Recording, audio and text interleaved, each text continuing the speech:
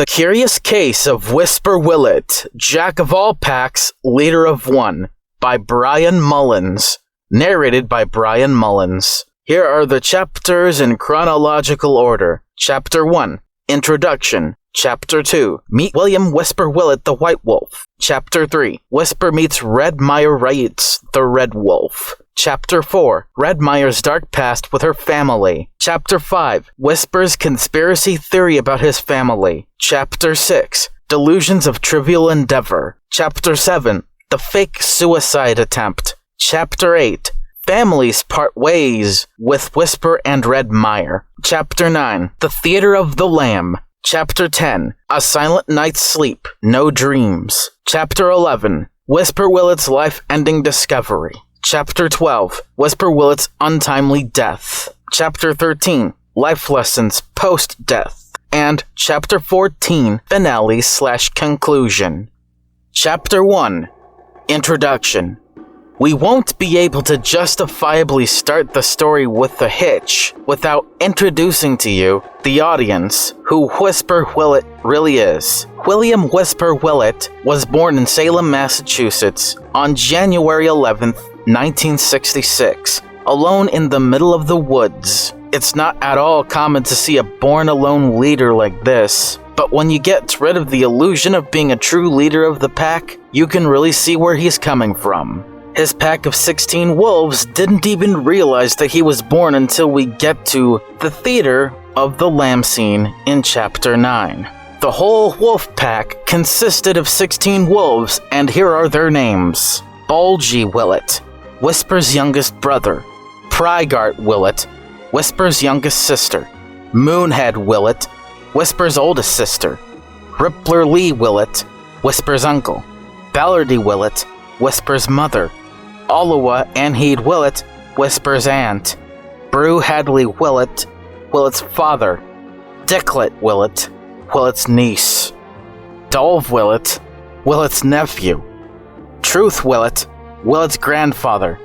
Lily Whillet, spelled Lyely, is Whillet's grandmother. Tigler Whillet, spelled Tyggler, is Whillet's close cousin. Wendroll Whillet, spelled Wendroll, is Whillet's second-hand cousin. Yamalanaha Zumph Whillet is Whillet's spiritual brother, older than Bulgy.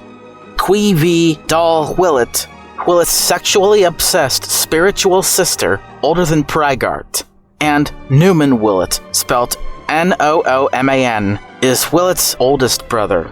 For 18 years, William Whisper Whillet never really knew that his family even existed, let alone did the unthinkable to his pack. Now let's introduce Whisper's girlfriend, Redmire Wrights.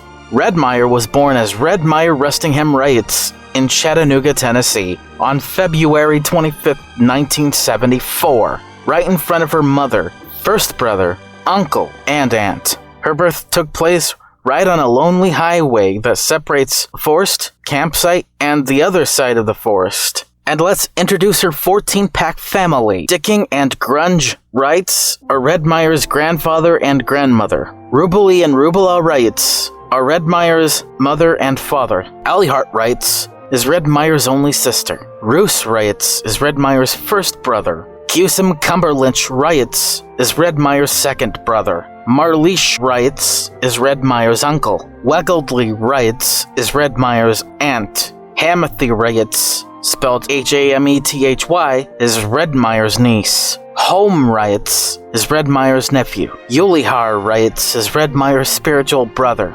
Gyuth Foggle Wrights is Redmire's spiritual sister.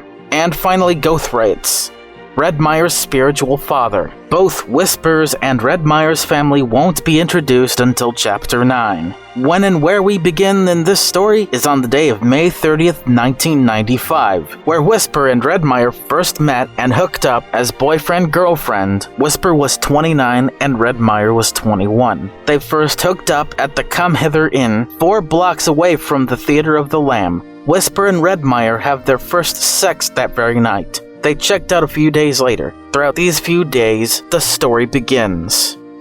Chapter 2. Meet William Whisper Whillet, the White Wolf. We meet the main protagonist of the story on the same day that became the first that he and Redmire stayed together and made love that night. He wakes up at 7 a.m., goes to his regular 9-to-5 job at a standalone bar known as the Theater of the Lamb, a bar that was built in 1962 and has never had any financial or infrastructural trouble ever since. As Whisper opens the door, and turns on the open light, he begins his day, serving breakfast-themed shots like Maple Cabin, Egg-tastic Blessed, and their most famous drink, Sausage Bossage, a beer with chunks of breakfast sausage, bacon, egg white, and a hint of white wine to top it all off. It's the one and only drink that is the centerpiece of the bar and theater known as the Theater of the Lamb. Not only did this wolf serve drinks to other party animals like foxes, raccoons, and coyotes, but to add on top of that, entire wolf packs come to the bar to either have a morning brew or an evening's grief, another phrase for fixins or dinner. The movies that, quote-unquote, the Theater of the Lamb shows on the regular are more popular B-movies starring anthropomorphic porn stars, mostly surrounding a plot that consists of reasons to add a porn scene in the middle of the dramatic climax of a tragedy. A villain getting his way, or, for example, highest in the middle of Low Bend City, an entire city of anthropomorphic foxes, wolves, and coyotes getting destroyed, all because they were all rendered permanently sterile over a massive chemical leak that made them all riot and burn their own city down. And during this whole scene, the two main characters were just fucking right in the middle. There was a movie that was filmed as a comedy special, a whimsical ferret that takes pot shots at other furry comedians with the stage name of Mostly Know How.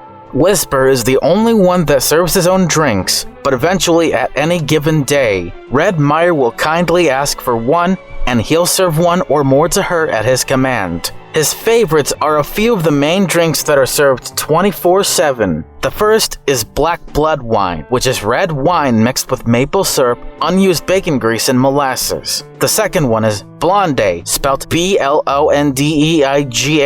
which is white wine mixed with citrus juice, pineapple chunks, and moonshine. The third is Tiger Tits, which is a hot cup of Cabernet Sauvignon mixed with regular milk, bamboo shoots, orange juice, and ginger ale. And finally, last but not least, the fourth one is Nut Buster, which is a cocktail that consists of whipped cream, chocolate milk, eggnog whiskey, and peanut butter. Before Redmire became his girlfriend, she was his 9-to-5 closest friend/love interest. Occasionally, Redmire has the courage to break up fights that other animals start over trivial shit, like cheating on an animal of another species, or some other animal peeing and jizzing all over a few seats after furiously masturbating with a taser to their balls under the influence of too many Maple Cabin shots. Sometimes, Whisper gets caught breaking up a petty verbal fight over topics that he considers well beyond the length of his tail. Overall, May 30th, 1995 was the tamest day in Whisper's entire career as a bartender at the Theater of the Lamb. Chapter 3. Whisper meets Redmire Riot's the Red Wolf. Even though, as I said before, that this wasn't the first time Whisper met Redmire, this time will be different. At around 6:30 p.m. on the same day, Redmire arrives to the bar distraught over not feeling 100% trusting of her own pack. She just got done crying as she entered the bar. Redmire kindly asked Whisper for a cup of Tiger Tits. Whisper kindly accepts her request. Redmire gets fired from her family-run job at a convenience store a few miles away from the Theater of the Lamb, all because she questioned the reason for her existence as a female red wolf, which wasn't nearly as much of an endangered species as today. Right as she stomped her way out of the store without her work clothes on in tears, she shits on the entrance rug as an act of retaliation. She walks to her mobile home right across from the store, puts on her new clothes, and drives off to the Theater of the Lamb bar. With an arrival, she cried in her car for 5 minutes while listening to the Beatles' 1967 song called A Day in the Life from their album Sgt. Pepper's Lonely Hearts Club Band. Whisper Whillet, while serving himself up a piping hot cup of Tiger Tits, joins Redmire in a heart-to-heart conversation. Whisper asks Redmire why she was crying earlier before she entered the bar. she quietly said, I think I must explain to you in a way where someone can't intervene or interfere. Redmire bravely talks about how her whole life was a lie from the time of her birth. Up to this point in the story, Redmire goes off in a passionate rant right before she finished her piping hot cup of tiger tits about how she met Whisper Whillet for the same reason why he met her. Redmire then told him that she got fired from her 9-to-5 job as a cashier at her family-run convenience store, a store ironically called Family Matters. Whisper Whillet was baffled at the new revelation, but continues the conversation about the reason why they're together at all. Sharing the same reasons, sharing the same goals, and sharing the interest in mind to destroy the fantasy of being the leader of the pack. A couple of hours later at around 8:30 p.m., they finished talking about those plans after everyone else has left or were picked up by somebody else to join or have fun at a party they frequently go to. Whisper and Redmire close up the bar together for the night at 9 p.m. They arrive at the Come Hither Inn at around 9:15 p.m., checked in at 9:20 p.m., and fully got the ability to unwind and tidy up by 9:30 p.m. Around 11 p.m. on the night of May 30th, 1995, Whisper and Redmire got into their beds, had furious yet enduring sex, and finally went to bed, putting their pajamas back on afterwards. Chapter 4. Redmire's dark past with her family. On the morning of May 31st, 1995, Redmire wakes up after having the first good dream she's had in her life. Whisper quietly wakes up right after Redmire makes herself a cup of decaffeinated coffee. Redmire doesn't need caffeine to make her go crazy about her family, but this crazy, in quotations, of hers is anything but. She doesn't really go off on a rant about her family this time, but more like an offhanded ramble. This ramble came right after her breakfast meal, which was a raw T-bone steak with a side of hard-boiled eggs. Redmire then brushes her teeth after her big meal. Redmire says to Whisper, I was born in the middle of the highway, but you know what? A car should have hit them all on the way to the grassy side of the road. Whisper said kindly, Tell me all about it. Redmire kindly accepted Whisper's request by saying, Okay, I will. She gets all descriptive to Whisper about her family. My family's a lie. My life's a lie. And that's the only reason I am with you. It's because your life's a lie too. And being the leader of the pack at birth is the biggest one of them all. Dicking and Grunge can't stop licking each other's genitalia and asses. Ripley and Rubula keeps on arguing about whether or not that they'll have another kid or when they do it at all. Which they can't because my mother's fallopian tubes are all tied up by the veterinarian nearby. Whisper kindly interrupts with a few sentences. Queevy can't even leave my old dick alone. I jizzed my dick off for years before I've even begun to get to know you. Dicklet is a smart-ass niece of mine that keeps trying to gaslight me into believing in being the leader of the pack. Dicklet even had the nerve to make fun of the fact that my dick is enormous, but still calls me Tiny Dick Wickler anyway. What is the point of being the leader if your dad was the leader all along? Redmire continues her truthful ramble about her family and how they're so shit. My uncle and aunt can't stop fucking each other. All my siblings are illiterate, and my parents are both failures in life. Running a convenience store, in my opinion, is just a downright cope to hide themselves from the fact that they are all illiterate and socially inept failures. Unlike your pack, my pack is still alive, and had partial involvement in the complete murder and cover-up of the pre-Whillet pack. This pack, unlike the one you have now, used to only consist of 6 wolves. And here were their names. Belbo Trouthbow, which was mistaken for you, Whisper, Delyaya Trouthbow, Dellen Faith, Westford Faith, and Easter Faith. This pack existed between October 11th, 1958 and December 25th, 1962. The same year that the Theater of the Lamb opened 4 months prior. Their main drink item on their menu back then was called Brand New Pack. which literally consists of literal wolf blood mixed with red wine, honey, and barbecue sauce. They pulled it from their menu, shockingly, on January 11th, 1966, the day, Whisper, you were born. These two pairs of three wolves that shared the same blood and surname as one another were innocently walking and playing around with each other in this here neck of the woods before they were brutally slaughtered for so much as having the wrong last name.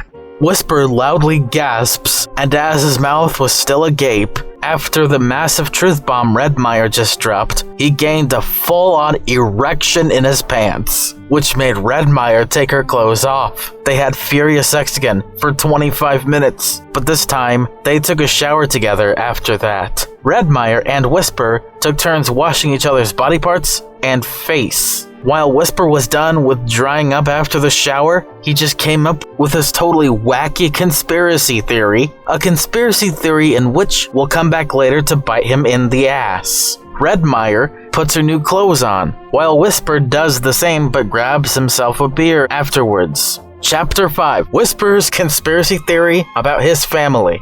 Here is how this theory went as Whisper described it, with crystal clarity. Right before he goes off on a passionate rant about his conspiracy theory, he opens his beer can and chugs it until the last drop. Redmire pulled out her Chardonnay and drinks moderately, goes for each little sip at a time. Whisper Whillet then begins to ramble. So here is how it goes. My father, mother, uncle, aunt, sisters, and brothers covered up and made fun of the fact that I was a leader of a pack before I was even born. They used to call me Belbo, as in Belbo Troutbo. I didn't even mind. It didn't even cross my mind. It just went right over my head all these years. While everybody is afraid of me calling myself by my real name, saying my real name out loud, and they were deathly afraid of me screaming my full name while furiously running naked and peeing on anybody that called me Belbo. Whenever I go out on these naked running sprees, I stop to take a breather. Most times I come right back inside the house. One of the times I did it, Dicklet was furiously sucking and choking on my huge cock, and I thought it was a water hose squirting out water the wrong way, because she seemed to drool a lot. I got her to notice by screaming her name, Dicklet! She stopped, cutely giggled, and said, oops, this was when she was still 17 at the time. This was like 5 years ago. She was a week away from turning 18 when she was dicking me off. They thought I was dead. They thought that my name wasn't William Whisper Whillet. And most importantly, they covered up the fact that Belbo Troutbo was among the 6 that died in a complete murder/cover-up before I was even born. This was why I was alone my entire life, until I met you, Redmire. I'm sure it's not exactly the same situation as the one you were in when you were young, but it's sure as shit relatable, and this theory has to be true, because my fucking name is not goddamn Belbo. Grr. He furiously throws his empty beer can into the trash can like a responsibly drunk individual. Redmire keeping quiet and calmly laughing at Whisper's half-drunken rage. Redmire applauds him and Whisper keeps going on with his rant.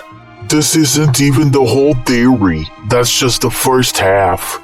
I was thrown onto the solid asphalt of the highway by my parents and siblings numerous times when I was a kid, while they desperately hoped that God would just send a car to go down that highway and run me over, only for God to send me to heaven, only to throw me back down and send me to hell. They took the blood of the pack they said I was the leader of before I was born, mixed that with red wine, honey, and fucking goddamn barbecue sauce. We're not pigs. We're fucking wolves, God. Why did you fucking abandon me when you knew I wasn't there yet? Whisper hysterically laughed his ass off over how stupid that question was. Redmire joined him in his short-lived laughter. They went out on a date and dinner at a restaurant named Vixen's Fixins. They both ordered a fancy plate of filet mignon steaks with a side of bacon, mushrooms, and french fries. They didn't have to pay anything to the waitress, as she paid herself ahead of time, which was the same price amount as the very things they ordered for themselves. They came right back to the hotel room at the Come Hither Inn in room 232. This time, instead of having furious sex in their bed when it was time to go to sleep, they quietly giggled and cackled to one another. It got to the point where they were literally vibrating like a tickle-me toy that would cause a complete stir later that same year, in 1995. They stopped dicking around in their bed sheets and quietly went to sleep at around 11:30 p.m. They both woke up at 5 a.m. and started seeing and hearing things. Their spiritual siblings caught on to them, and it scared the daylights out of both of them.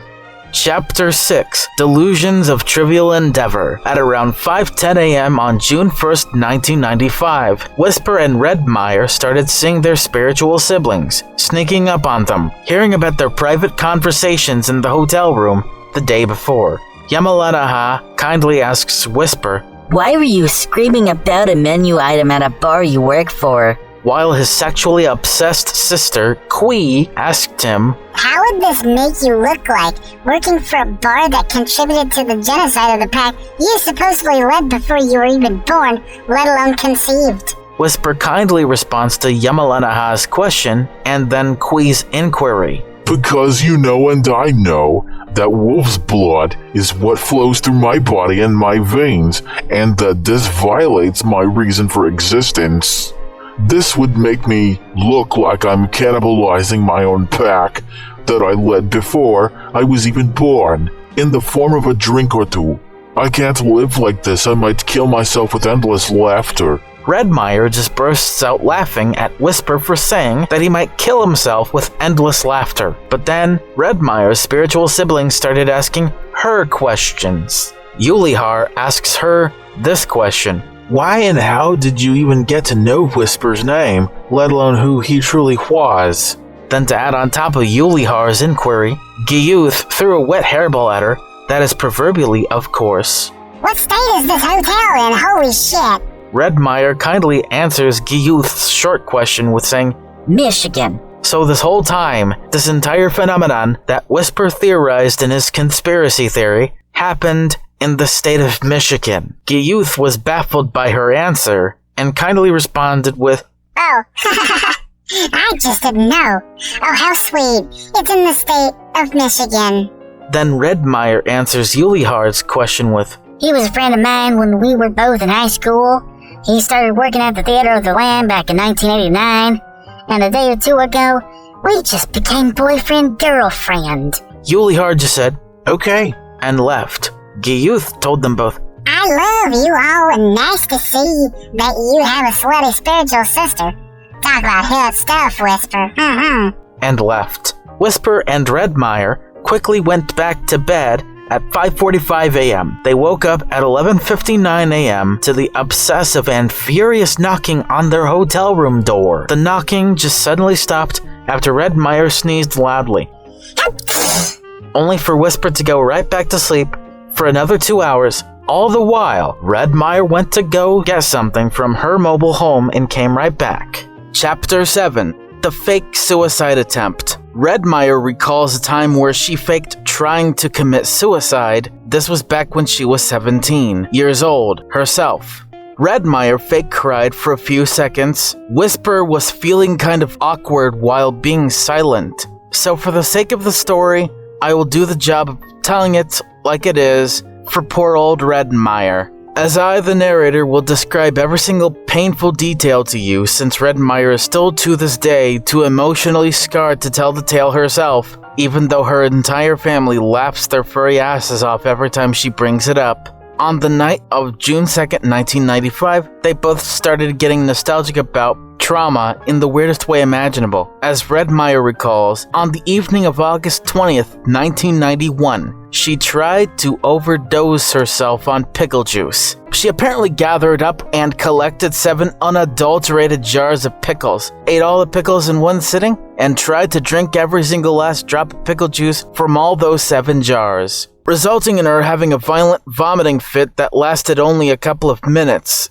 She didn't even vomit out blood. She vomited out pickle juice and chunks of undigested pickle. Right after she vomited, she began to burp and belch like a beast. She then got angry at herself that her silly-ass suicide attempt failed epically. After she did this, she tried this whole plan to blow up the entire convenience store she started working for after being groped in the ass by her own perverted uncle, Marleesh. She failed to do so because she partially lit up her own mobile home on fire for 30 seconds. Not enough time for it to fully burn anything down. To this day, there are still some unremovable charred black stains all over the ceiling of the living room. To top it all off, she threw a whole bag of flour and it somehow hit her aunt right on her ass. Her aunt fell on her ass, got right back up, kindly laughed, and said, Oops, silly me. Redmire laughs at this traumatizing thought, so did Whisper, albeit laughing themselves red-faced at how retarded the attempt really was after all these years. They both fell to the floor in an effort to stop laughing at themselves. They stopped after 1 minute straight of vibrating all across the floor, near the end laughing while in the missionary sex position. After which, Whisper had to go to the bathroom for a quick masturbation session. Redmire almost shat herself laughing just there, but right after Whisper's wank, Redmire emptied out her bowel safely and cleanly. Whisper shared a similar experience about the time he prevented a suicide attempt that Dolph attempted, all because Dicklet decided to sodomize him with an uncooked, partially frozen chicken tender. A fucking goddamn uncooked, partially frozen chicken tender. That's just like wanting to quit your job all because you shat yourself on the first day of the job. Dicklet likes to fuck around with most of Whisper's family. This is, of course, not to trivialize or make suicide seem funny at all, because it's not. It's serious as all shit. Some suicide attempts aren't even suicide attempts at all. Another example of a fake suicide attempt is snorting a whole line of cocaine, running around your house until you get so dizzy that you just somehow dip headfirst into the lake that your house resides by and pretend to drown.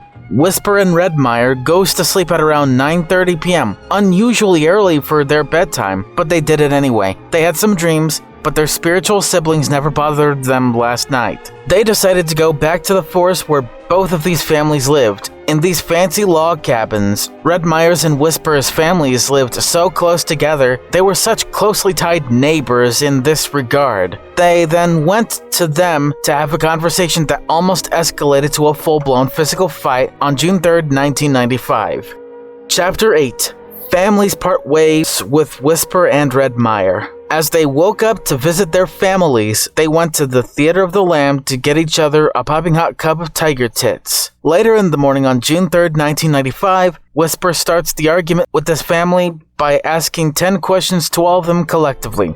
Number 1. Why did you call me Belbo as in Belbo Troutbo all these years? 2. Why do you let Dicklet start shit with other family members? Such as letting us sodomize my nephew with an uncooked, partially frozen chicken tender, or murdered the pack I was supposedly the leader of before I was born. 3. Why did you all not teach me how to fend for myself? 4. How could you do all this to me? 5. Why would you all even trust me to trust myself as I lost my trust in you wolves? 6. Who originally founded the Theater of the Lamb anyway? Number 7. What was the reason behind pulling the drink known as Brand New Pack off the menu? 8. Was my whole life really a lie, or am I the leader of my own pack now? 9. Will I be able to marry Redmire and at least try to create a pack of my own? And 10.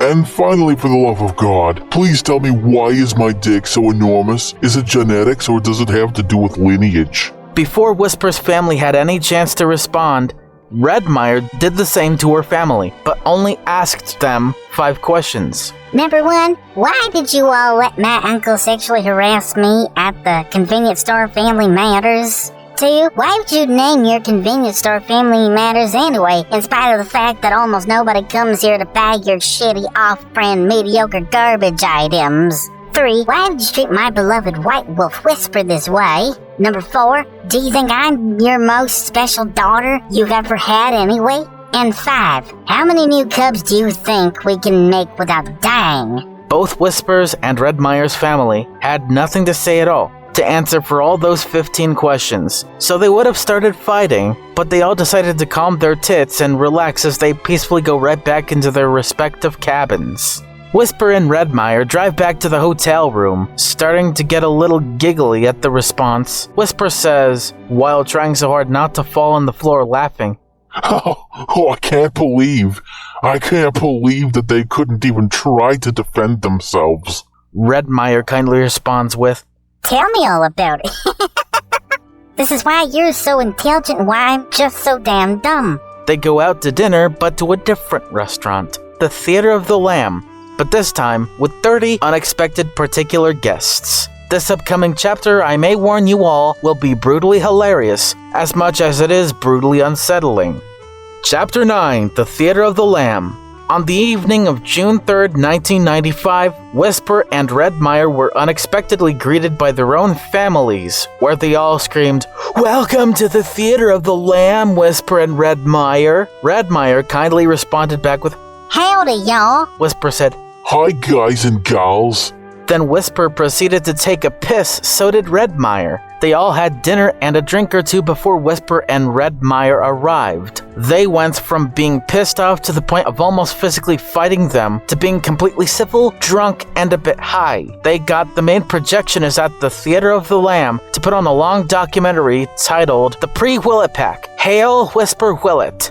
The movie goes on for about 10 minutes, with the obviously satirical commentary, the obvious footage of the genocide of the Pack Whisper supposedly led before he was born, and they didn't even begin to laugh. Some of them were even bored, but before they began to ask the projectionist to stop the film, the camera panned to Mostly Know-How, beginning to take pot shots at all of them, at the expense of both Whisper and Redmire themselves. The entire comedy special was mostly tame by the time it's all over. I'm not gonna lie, Mostly Know-How had some banger one-liners. For example, here's 10. Welcome to the Theater of the Lamb, where we serve up the equivalent of concrete mixed with fecal matter, Whisper's jizz and Redmire's piss. 2. Dicklet must be a real sweet name for an absolute bag of dicks. One that's particularly good at separating herself from the humongous one she's trying to suck off all the time. 3. Redmire has every reason and right to complain. That's why she's so madly in love with poor Whisper here. 4. Don't get me wrong, I take a shot at everybody who dared to have more than one piping hot cup of tiger tits. You would think at this point that I'm Ricky Balboa, snorting cocaine from between Duke Nukem's ass cheeks. 5.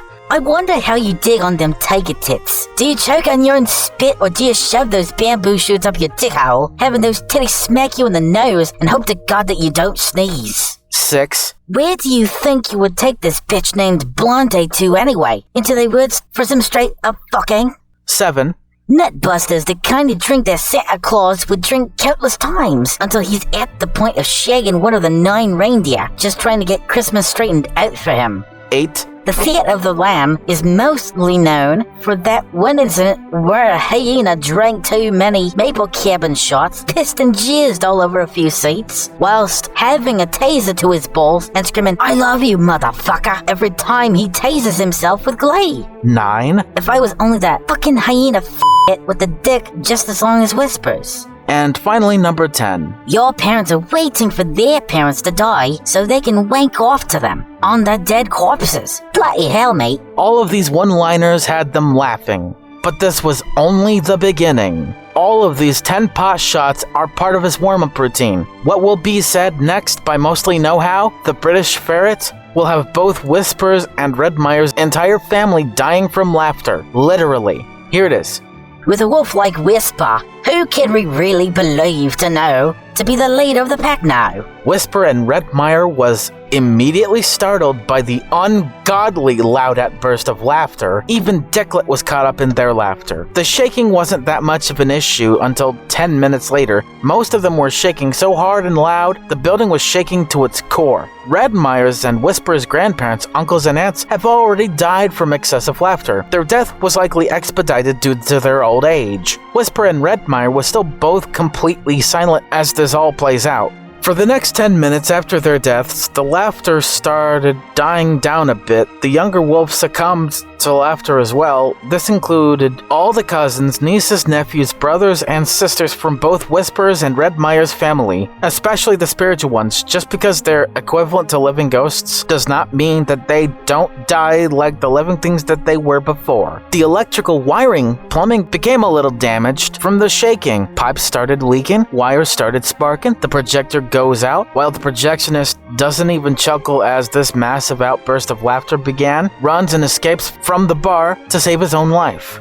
The wheezing, cackling, and the desperate gasping for air scared the shit out of the projectionist that simply kept on yelling, It's not that fucking funny. Whisper and Redmire went to the bathroom to take another piss and shit after drinking another 2 piping hot cups of Tiger Tits a few minutes prior. The building couldn't take the excessive vibrating and obnoxious shaking anymore, so the theater portion of the bar caved in on itself, opening the bar itself to the natural world of a thunderstorm. A severe one at that, with all the rain and hail that came tumbling after. Whisper and Redmire rushed back from the bathroom after washing their hands. Whisper screams, Holy fucking shit! Redmire just bursts out laughing at the damage that their obsessive and obnoxious vibrating caused. Redmire then says, I understand that reaction there, sweetheart. For the next 10 minutes, after the past 20, the last of the 30 wolves died of laughter, the mothers and the fathers. Every single other wolf at this point already dropped down and died like a Tickle Me Elmo that just ran out of battery. And finally, at long last, all was quiet. The rest of the building started to crumble, including the very part of the building Whisper loved and admired the most. Right after Whisper and Redmire escapes the Theater of the Lamb and drives all the way back to the hotel room, the entire building collapses, leaving water spraying up in the air from the plumbing. A fire was started because of the electricity and alcohol combined. Whisper, after returning to the hotel room, quietly waits for Redmire to get out of the bathroom.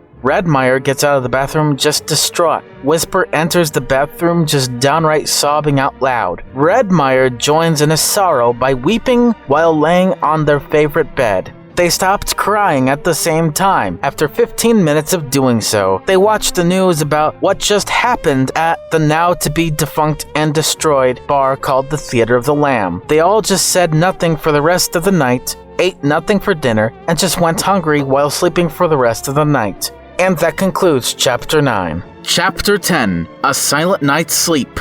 No Dreams. On the night of June 3rd, all the way up to the morning of June 4th, 1995, Whisper and Redmire slept silently. Whisper woke up at 7 a.m., crying after having no dreams. All the while, Redmire didn't wake up until 8:30 a.m. Redmire wasn't in the mood for sex anymore. Redmire just found out that all the sperm that Whisper gave to Redmire died in her vagina.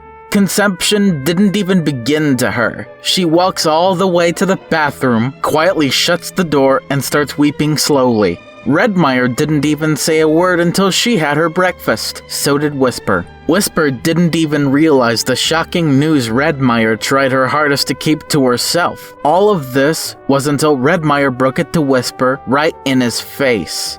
Now that they're still together, but all alone when it comes to the family that they no longer have. Things start to get ugly when it comes to their relationship, but they didn't have any gigantic argument or anything big to do until Chapter 11. Both of them cheered up, said a bunch of funny jokes, and went to Vixen's Fixins again. But this time, they negotiate about their futures after both of their families died brutally of laughter. Redmire orders a whole plate of barbecue shrimp with a side of asparagus and cauliflower. Whisper, on the other hand, orders himself a T-bone steak covered in blue cheese sauce with the sides of French fries and salmon. They finished their meal without even choking. They had to pay a sum of $12.30 in total for their meal this time, instead of having the waitress pay it for them, which was a hell of a bargain for them. And I'm not gonna lie, they returned to their hotel room, or room 232, at around 6 p.m. Redmire takes a shower first, then Whisper. They actually take showers separately this time. She cleaned her vagina perfectly of Whisper's dead sperm. Whisper then goes to the doctor to get a diagnosis for a certain type of cancer that is currently affecting him, without him fully realizing it yet. Whisper turns on the TV, changes the channel to the news channel. Whisper and Redmire, as she got out of the shower, found out that the Mostly Know-How show got canceled and pulled from the network for causing the deaths of 30 wolves and the destruction of the entire bar known as the Theater of the Lamb. They also found out that Mostly Know-How and the projectionist killed themselves together, bringing a giant sigh of relief to and for both of them. Whisper and Redmire have sex again the very same night. This time, Whisper gave her the largest and last load he'll ever give in his life, to try and reproduce more wolves to further his lie of a bloodline. Spoiler alert, it works this time. Conception begins, and Redmire was found to be pregnant right before Whisper dies later on in Chapter 12. She was with another wolf named Ken McCall the Grey Wolf after the breakup. Chapter 11. Whisper Whillet's life-ending discovery. Whisper wakes up the next day on June 5th, 1995 at around 4 a.m. Whisper felt like his dick is falling off while Redmire is sleeping right next to him laughing her ass off. Whisper goes to the doctor at around 9:30 a.m. for his appointment/diagnosis. His doctor told him that he has stage 4 penile cancer. That's right, there's a true reason why his dick was so enormous. He comes back to the hotel room to only find out Redmire's still asleep at 10 a.m. Redmire wakes up to Whisper telling her about his dick cancer. Then he had the temerity to claim, I'm the leader of my own pack now. All of this pissed Redmire off to the point where she left for a couple of hours looking for another wolf boyfriend to call her own. Whisper rants to himself about Mostly Know-How. I fucking hate this ferret that killed both of our families. But I love to have loved somebody that I always had as a friend before. He ruined my life, my way of living. I no longer feel that having a humongous dick is a good thing. All the while, Whisper was confused for a few minutes, talking to himself about this entire time within the few days of the story about his dick cancer, saying this to himself. All my life, I really thought I had a tiny penis growing up, and I always thought my big-ass dick was due to genetics. Wow, the genetics is only half true. It's mostly because of penile cancer. Redmire comes back still pissed, but not pissed enough to leave again. Then and only then, the argument begins with Redmire going off on Whisper's white wolf ass. First of all, the first 2 times we have sex, the conception doesn't work, but this time it does? Whisper simply says, It works this time? I thought it worked the first time. How the fuck do you know that now?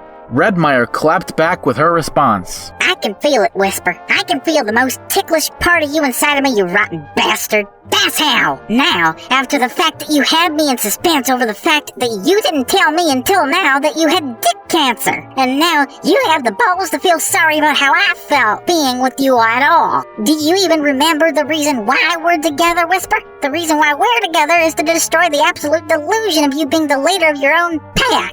Because you never motherfucking were, Whisper. And you know what, Whisper? I'm breaking up with you because I swear to God, if I give birth and die on the very same highway I was born on in 1974, you'll never be the father, and the new boyfriend I'll hook up with will never even be the stepfather because of you. And you know what, William Whisper Whillet? That's entirely fair. I only hate the fact that we won't be together forever and ever. Whisper responds with his rage-induced rant. You know what, Redmire? You're goddamn motherfucking right about everything I know about you. You don't even begin to have any right to blame what will likely happen to you on me. You can't blame me for my dick cancer. It's not something I can control with my carnivore diet. You can't even blame yourself either. I eat plenty of vegetables every single fucking day, man. Because I understand you. And even after this breakup, I still love you, Redmire. I was never the fucking leader of my own pack before I was born because our families murdered them and murdered the chance that I'll ever be. And even if I had the chance to be when I was born, they'd have no leader anyway. I didn't even begin to know that I had dick cancer until I went to the doctor's office this morning. Had to wait a few fucking hours for the hospital to even open because I felt like my dick was falling off the Empire State Building, for Christ's sake. I'm sorry that tickled you, bitch.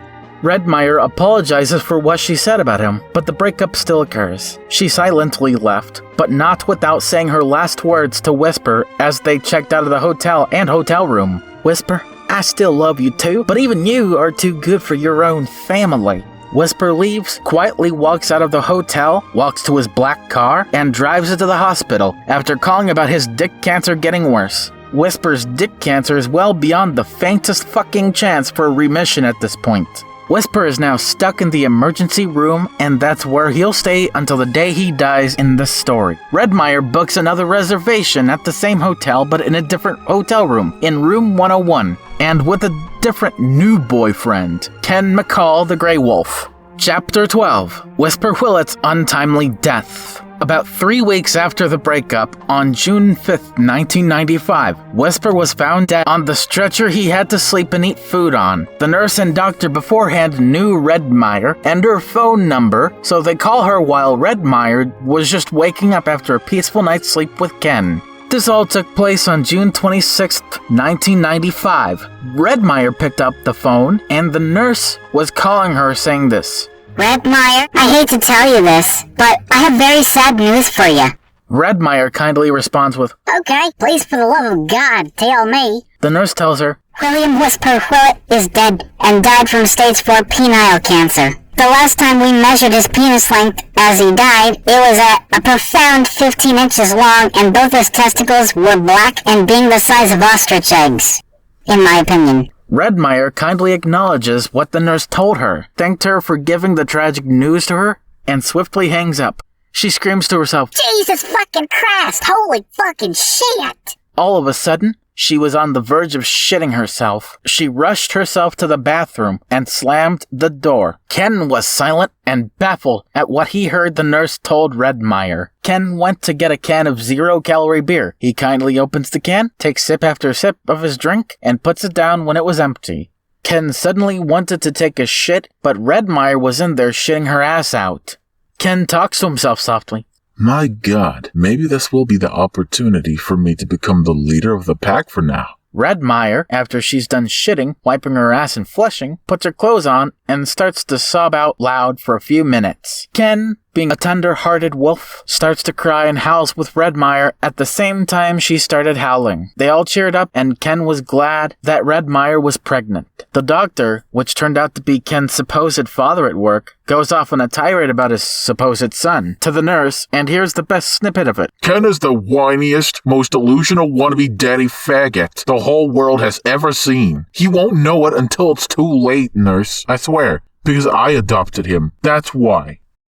Chapter 13, Life Lessons, Post-Death. 8.5 months later, Redmire breaks up with Ken over being the leader of a 2-wolf pack. Tells him that he will not be the stepfather of the new white wolf baby, but she had no time to argue. Her water breaks, and she leaves Ken all alone to kill himself with his own double-barrel shotgun that was right under his side of the bed this whole time. Ken blows his brain out, but had the nerve to blow it while pulling the trigger twice. His death wasn't discovered until other people complained about the horrible smell coming from room 101 a day later. On February 27, 1996, Redmire ran for 10 miles straight while her water broke and she was on the verge of giving birth. To find the perfect place in the forest to give birth all by herself with nobody by her side. All the while, the hotel management called the local crime scene cleaners to completely get rid of the biohazardous matter and completely clean up afterwards. Then once the crime scene cleaners got done cleaning the suicide mess Ken left behind himself in record time, the hotel employee got to making the new bed they had to replace the old one with on the same day Redmire left. Redmire then proceeded to crouch down, and as she did, the newborn white wolf came easily out of her vagina. Redmire was so exhausted, while blood was easily pouring right out of her vagina, she couldn't even run. She was feeling progressively dizzier by the minute. Then after 10 minutes of desperately walking up to the very highway she was born on in 1974, she finally fully bleeds out and dies at the age of 22 years old. Right as she gave birth before she died, she named the newborn white wolf boy Timothy Whisper Whillet. The newborn doesn't even get to live for a week, as he died 5 days later after Redmire passed away, on Sunday, March 3rd, 1996. Before her death, she expected the newborn to fend for himself, when he couldn't even breathe, even with the protective umbilical skin was removed by Redmire herself. William Whisper Whillet, January 11th, 1966 to June 26th, 1995. died when he was at the age of 29 years old. Their families, each family member is accounted for, died at the age of between 6 years old at youngest and 79 years old at oldest. Died for the most retarded reason ever, because William Whisper Whillet existed and believed that he was the leader of his own pack before he was even born at all. What a waste of life all of them were. Now, here are the 7 life lessons. 1. Being the leader of the wolf pack is a fantasy and meaningless because either you weren't born first or you're not your own father, which is the actual leader. 2. Living a lie can be just as costly, if not more so, than dying alone. 3. Spiritual siblings don't really exist in real life. 4. Newborn wolves, let alone newborns in general, can't even fend for themselves. 5. Life is short. Living a lie is shorter than you think. 6. God does not exist, he never existed, and he never will. And 7. This concludes the entire story within this audiobook before the conclusion. And now, we must conclude Chapter 13 and finally end this audiobook on a high note, shall we?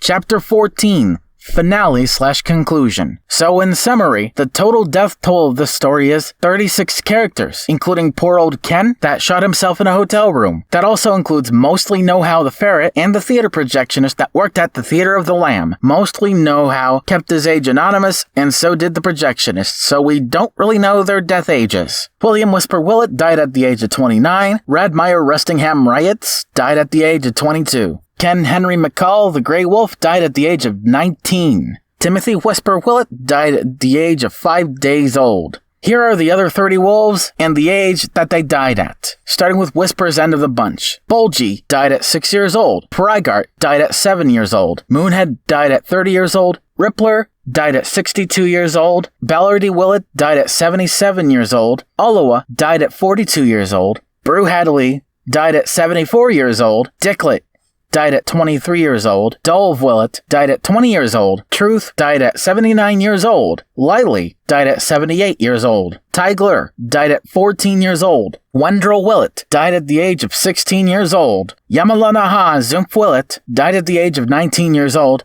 Queevy Doll Whillet died at 22. And Newman Whillet died at 40 years old. Now let's finish off with Redmeyer's side of the bunch.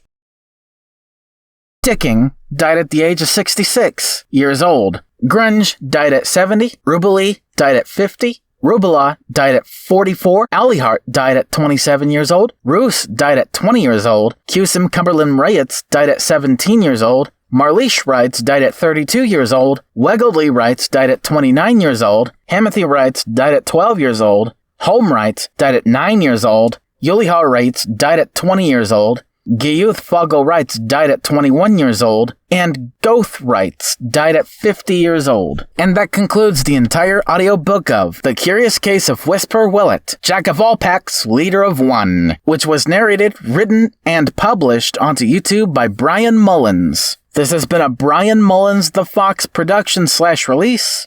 I am Brian Mullins the Fox, signing out. Goodbye.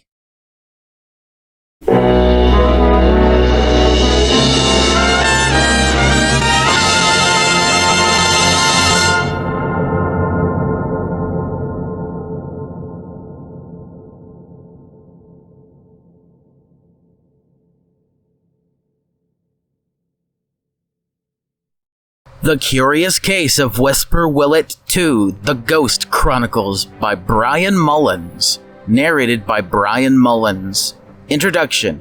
Before we get on to the chapters, unlike the first Curious Case of Whisper Whillet audiobook, I will have to clarify some things. I'm going to explain myself about how the first Curious Case of Whisper Whillet audiobook has a lot of explanations about what happened to the pre-Whillet pack from 1958 up until 4 months after the Theater of the Lamb was opened on August 25th, 1962. The drink that used the 2 packs' blood as either a topping or well within the mixture of that with honey, barbecue sauce, and wine. And both of these packs were, of course, of the Troutbow and Faith bloodline. And of course, Whisper Whillet himself, when he was alive in the first book, was never the leader of his own pack, let alone the leader of the pack he supposedly led before he was even born, let alone conceived.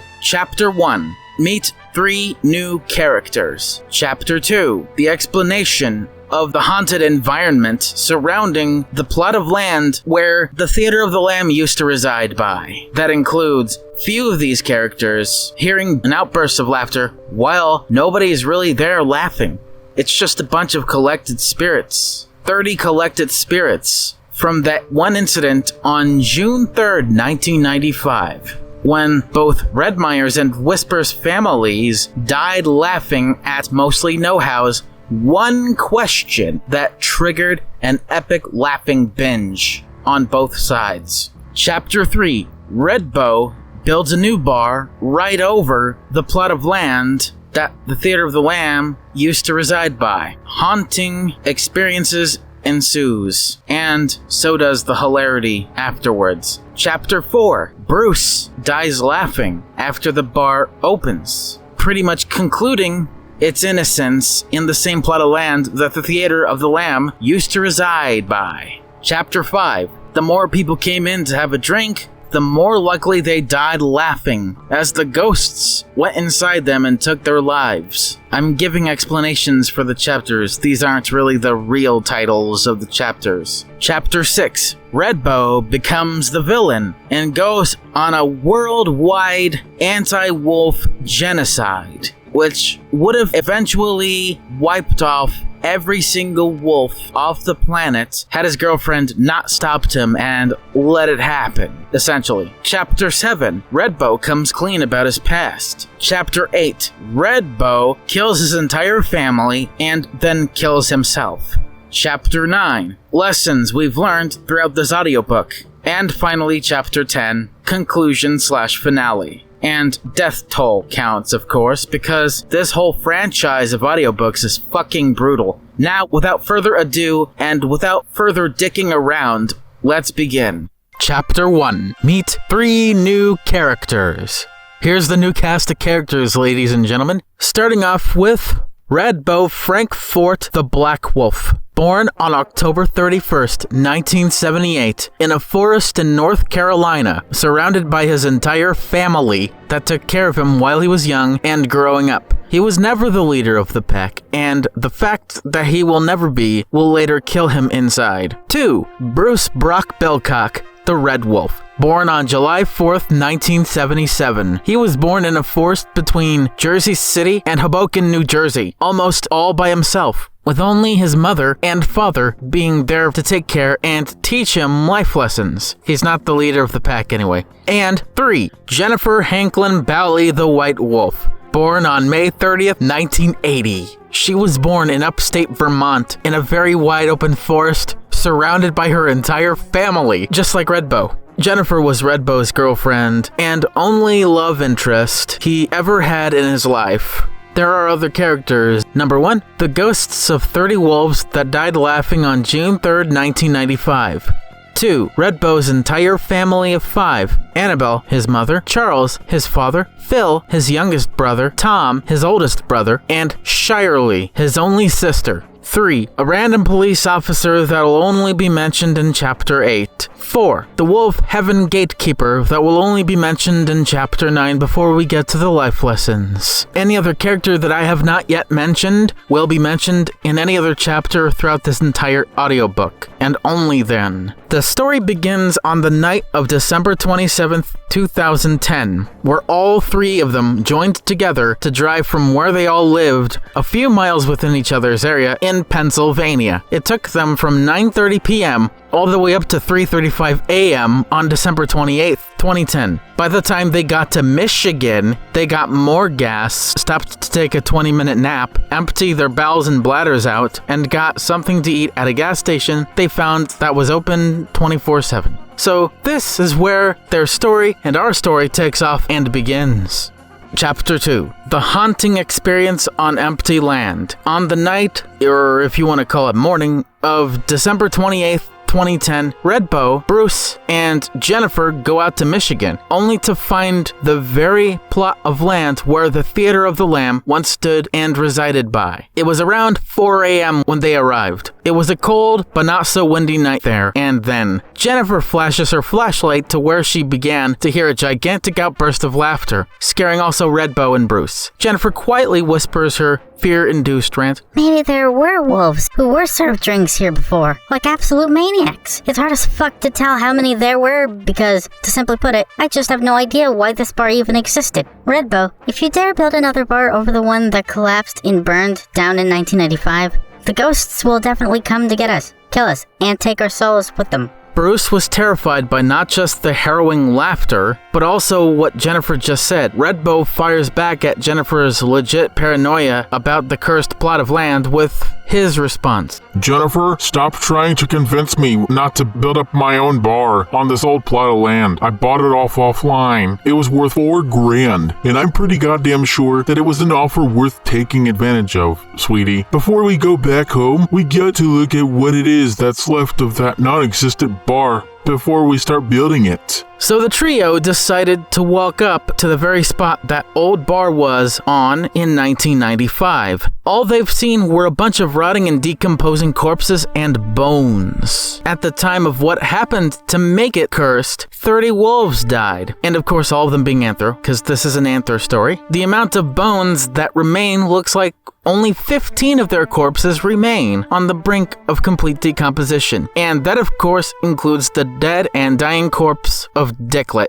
They decided to drag all the remaining 15 corpses to the lake about 150 feet away from the plot of land where the bar was long after its time. After they were done with doing all that, they washed the grass with a water hose to clean off the rest of the old brownish black blood and threw out the remaining bones to where they just bounced down the steep hill and into the lake, right with the corpses. Around 6:30 a.m., they arrive at their own respective homes to crash into their beds without brushing their teeth at the Come Hither Inn. How about that plot twist? They woke up in the early hours of the afternoon on December 28th, 2010. A day later, they went back to the haunted plot of land and started building the bar without having even thought up an ideal name for it. All it took them is all their energy, time, money, and every other resource they had to use for all of this. They had all their respective breakfasts and lunches. They went back to building up on the bar that they are in the process of constructing.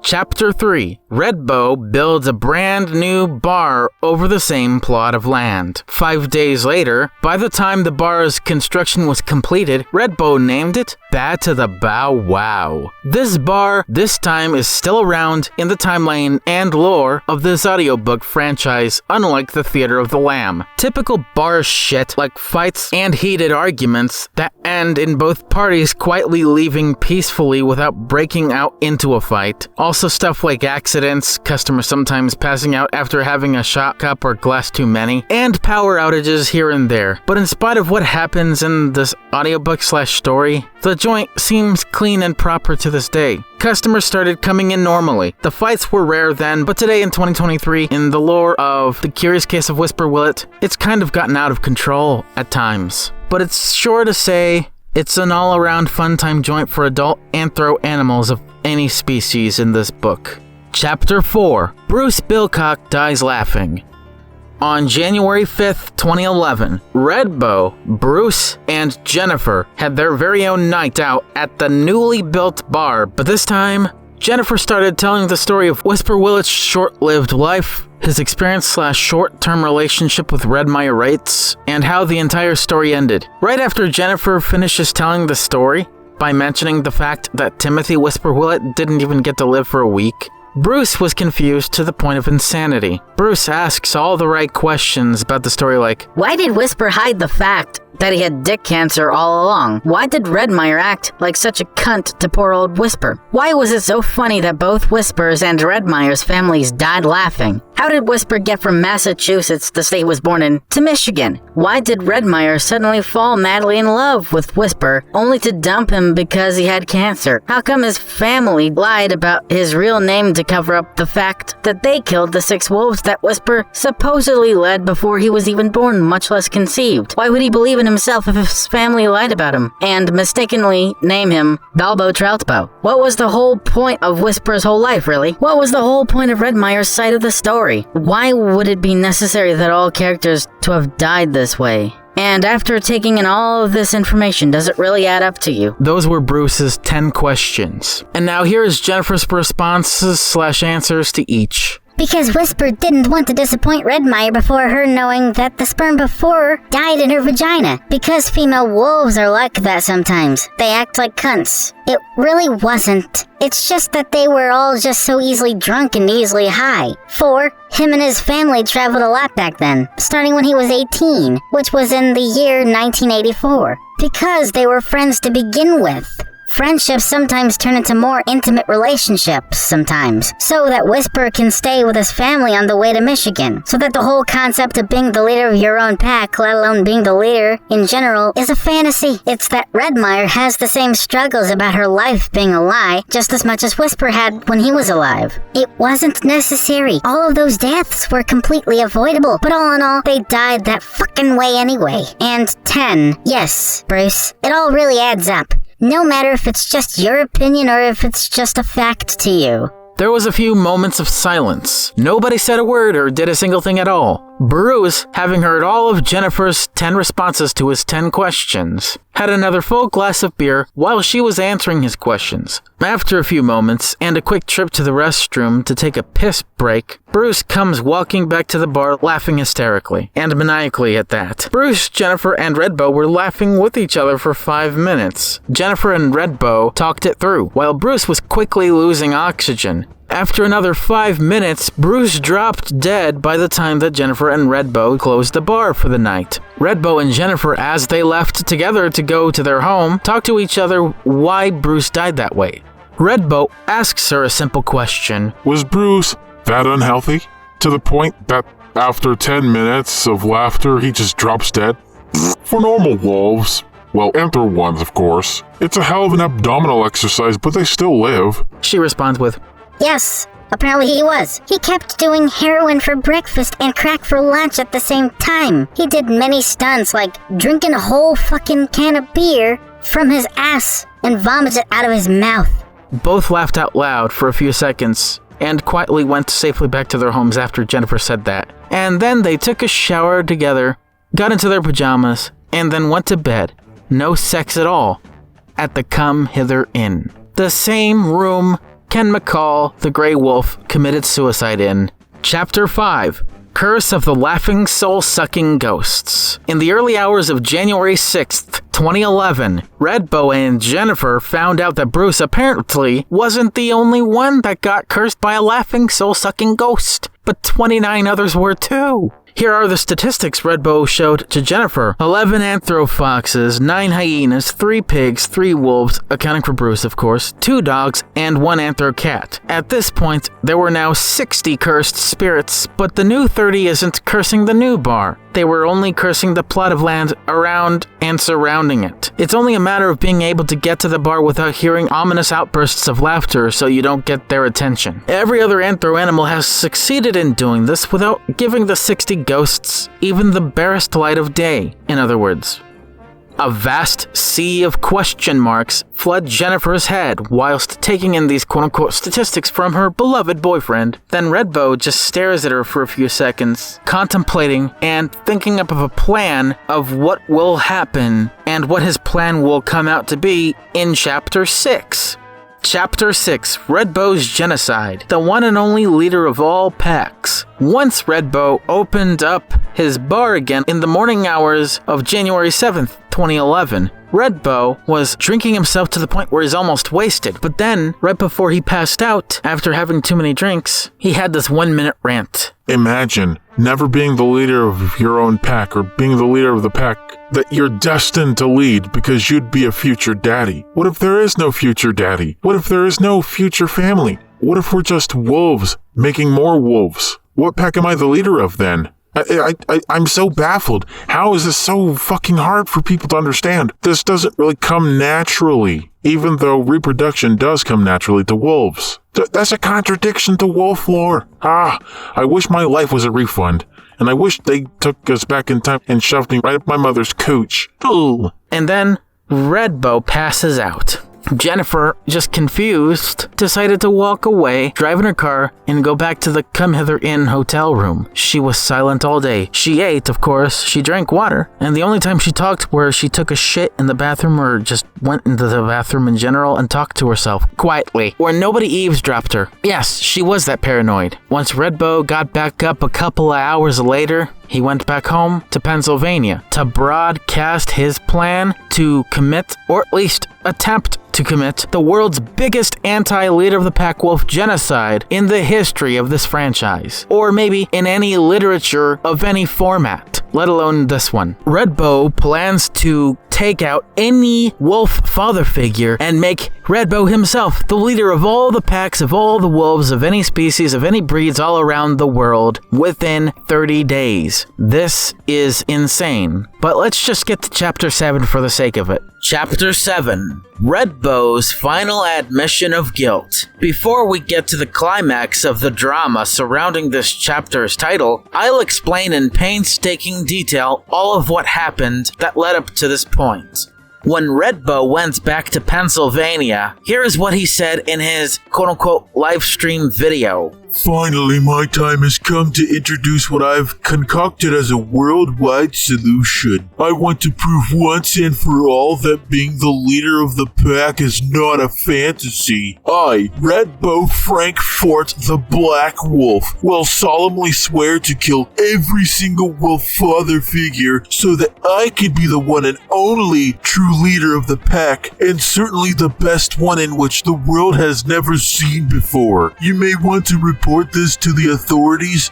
Try me, bitches. I will solemnly swear to expose all wrongs with not being the leader. You were born to be a leader. You were born to defy all odds, all authorities, even siblings and parents. And I want you all to know that I stand with all of you and that I love you. Daddy bless. I'm Redbow, and I'm signing out. When his girlfriend, Jennifer, saw this as it took place on January 7th, 2011, she saw that live stream that very night. This mentally and emotionally broke her completely. She also realized that Redbow completely cut himself off from her, essentially an indirect breakup, without being told about it at all. She says a few things before she calls Redbow, confirming and certifying the breakup, hanging up on Redbow, grabs a long white rope, and hung herself in the bathroom shower. All my life, I was lied to by everyone I have ever loved and cared for. All of them! Not even Redbow knows how fucking bad this is. I'm going to call him. It's important to point out that if you want to do something as stupid as quote-unquote publicly planning to commit a genocide like this, other anthro animals have already reported the stream to the local authorities that reside in the same area he does. The authorities do nothing yet, but one police officer will catch up on poor Redbow when he does the unthinkable in the next chapter, or Chapter 8. Redbow, before he goes to kill his family and then himself, actually travels across 5 states: Pennsylvania, New York, Ohio, Indiana, and Michigan. In total, he was successfully able to murder a whopping 12,500 anthrowolves with a long silver machete by beheading them all, leaving them all to bleed themselves to death that way, while other family members nearby either screamed their heads off or killed themselves altogether. The death toll outside of the wolves he killed was 100,000, all of which were suicides by either hanging, gunshot to the head, snapping their head clean off their shoulders, or falling off a dangerous height and landing on their feet, gushing out with blood and bone. He drives back to his home state after a 17-hour, 5-state murder spree. Long after Jennifer has died from hanging herself, the crime scene cleaners were much faster now because not much blood was leaked out from Jennifer's dead corpse. It was just a heavy corpse with a little blood leakage. This happened in the same hotel room that Ken McCall, the Grey Wolf, killed himself in, or room 101, at the Come Hither Inn. in Michigan. So at this point, when Red Bow returned home long after cleaning off his machete, taking all the blood, guts, and even some chunks of bone marrow off, his family immediately knows just what he has done. They kindly took him out of his red and white van by grabbing him by his right hand, gave him a seat in the dining room, and started talking it out with him. Here we are at the main event of Chapter 7. Red Bow's confession. Annabelle, which is Red Bow's mother, and Charles, which is Red Bow's father, confront him by saying this, starting with Annabelle. Red Bow, what the hell were you thinking? Now you have made all wolves not just look bad, but feel bad that their entire lives were a lie, even though they were. I don't fault you for your intentions, but I fault you for your immoral output. Me and your dad, Charles, share the same goddamn opinion.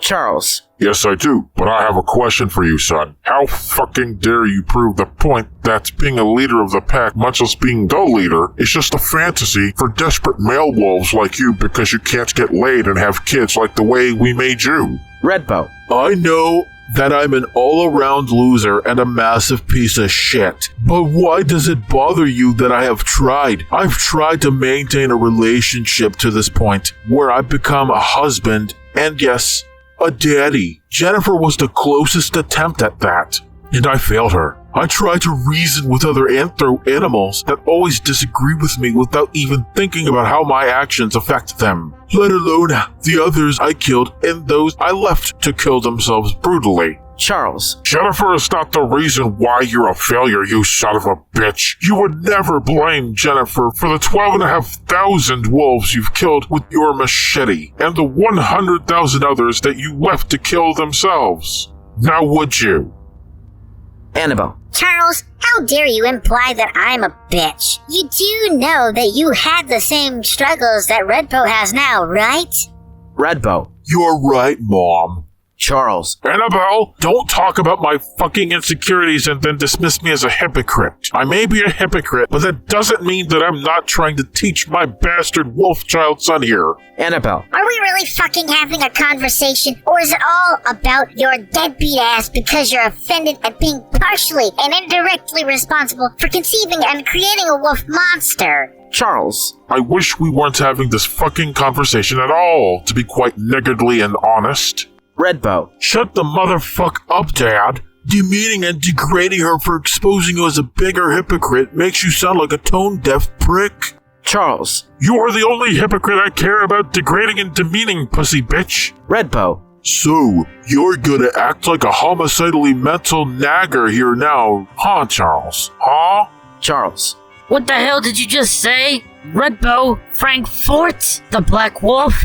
Did you just call me the N-word? Annabelle. Cut it out. I'm not in the mood for this, motherfucker. You know what, Charles? I want a divorce. You were never worth the cum, sweat, blood, and tears you shed to make Red Bow. Red Bow responds to Charles with, I said nagger, not retard. Tom walks down the stairs, in a rush, mind you, screaming, What the fuck is going on? Shirley follows him up with, Yeah, what the fuck is going on? Charles immediately scorns them and dismisses them by saying this. Both of you go to your room right now.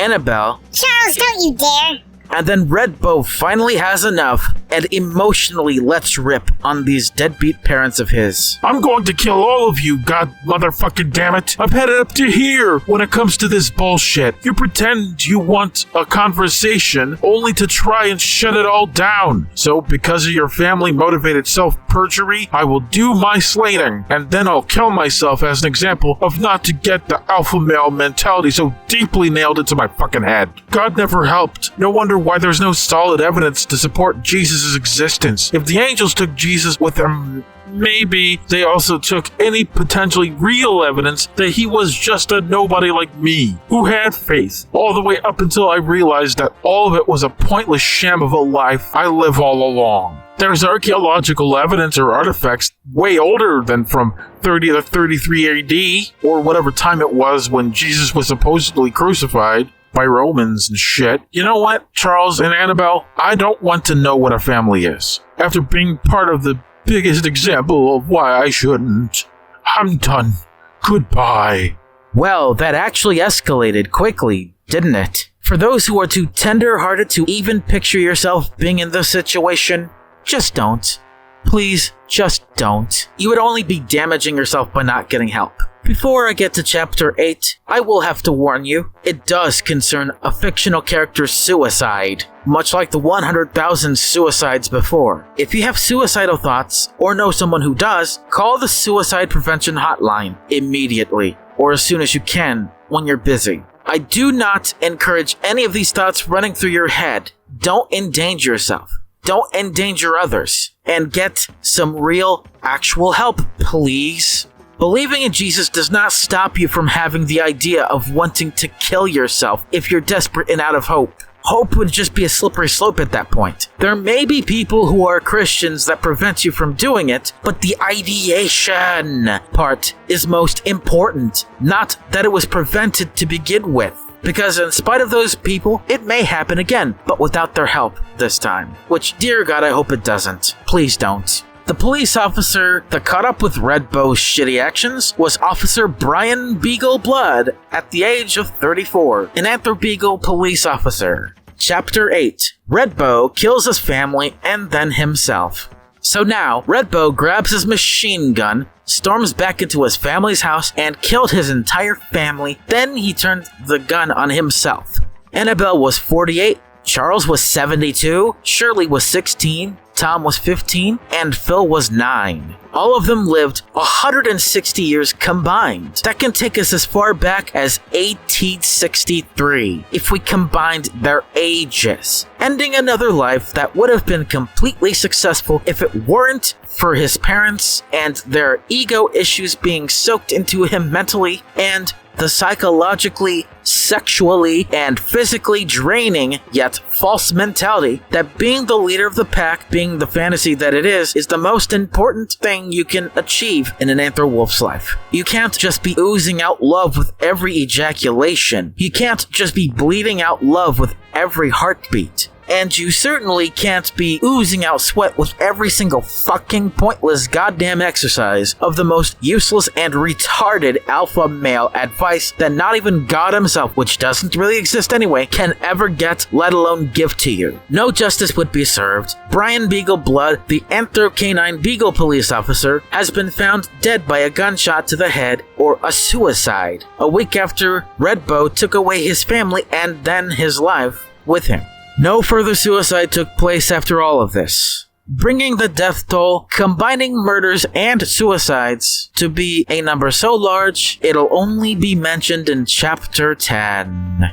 Chapter 9. Lessons we have learned from this audiobook. After all the brutal shit that just happened, what have we really learned from all of this, ladies and gentlemen? 1. The same things we've learned from the previous audiobook. 2. Killing your entire family or quote-unquote pack in this context does not prove that being the leader of the pack is not a fantasy. It only acts as a reason to reaffirm not just that position's validity, but the whole point in general as well. 3. Killing other Anther Wolves for not believing or agreeing with 100% to a false conception of a wolf's life is not a valid justification, nor will it ever be, no matter what species of Anther animal you are. 4. Be your own wolf or anthro animal or any other animal, not the leader or the alpha of any pack, let alone your own.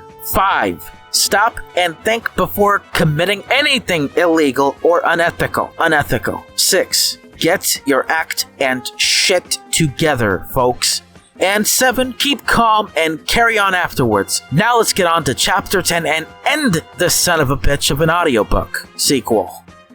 Chapter 10. Now, we have reached the end of this audiobook, but it isn't quite over yet. There's still a lot of things I need to explain. First, let's start with the total death toll in this audiobook, and then add it up to the death toll of the previous one. Okay, now let's begin. First off, 12,500 Anthro Wolves, father figures, killed in the name of being the leader of the pack by Red Bow Frank Fort the Black Wolf. 100,000 Anther Wolves or family members were left to kill themselves in light of a life-ending situation. 30 more anthro animals mysteriously died laughing at the Bad to the Bow Wow bar Red Bow. Bruce and Jennifer helped build, not just Bruce dying of laughter. Bruce was only 33 years old. Red Bow and his now past tense family of 5 or 6 more anther wolves to the death toll. Red Bow was 32, Annabelle was 48, Charles was 72, Shirley was 16, Tom was 15, and Phil was 9. And finally, Jennifer died from hanging herself at the age of 30. This brings the end of another audiobook death toll count, and the total death toll within this audiobook sequel is 112,537 altogether.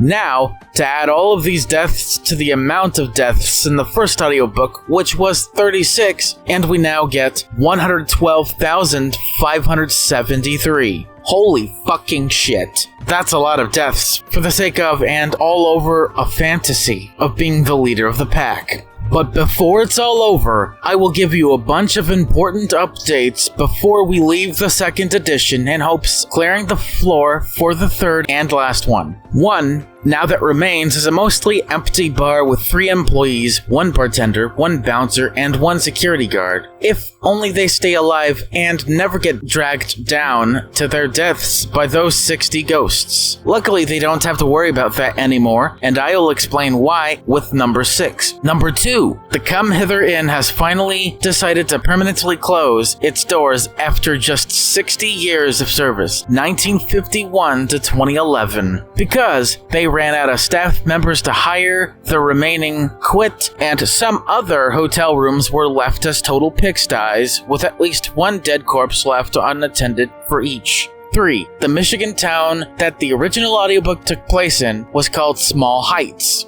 4. The house in Pennsylvania that Red Bow killed his family and then himself in was cleaned out only to be completely demolished at the end. 5. The tiny town of Small Heights, Michigan has been permanently condemned, including the now defunct restaurant that was well known as Vixen's Fixins. And finally, number 6, every single anthro animal that has ever died, including the 30 in the first audiobook, have been dug out of their graves for brutal cremation. What was the cemetery is now where every demolished place in what was known as Small Heights, Michigan was buried underneath. Now, all the cursed laughing ghosts have gone away and never came back to curse anyone ever again. This has been such a frightening story to have been told by me, Brian Mullins, or Brian Mullins the Fox. This has been another audiobook with so many life lessons to have all been taught to you by me. And this has been The Curious Case of Whisper Whillet 2, The Ghost Chronicles. Tune in next time for the final addition to the series, The Curious Case of Whisper Whillet 3, The Last Wolf on Earth. I am Brian Mullins the Fox, signing out. Goodbye and see you in the next and last audiobook in this franchise.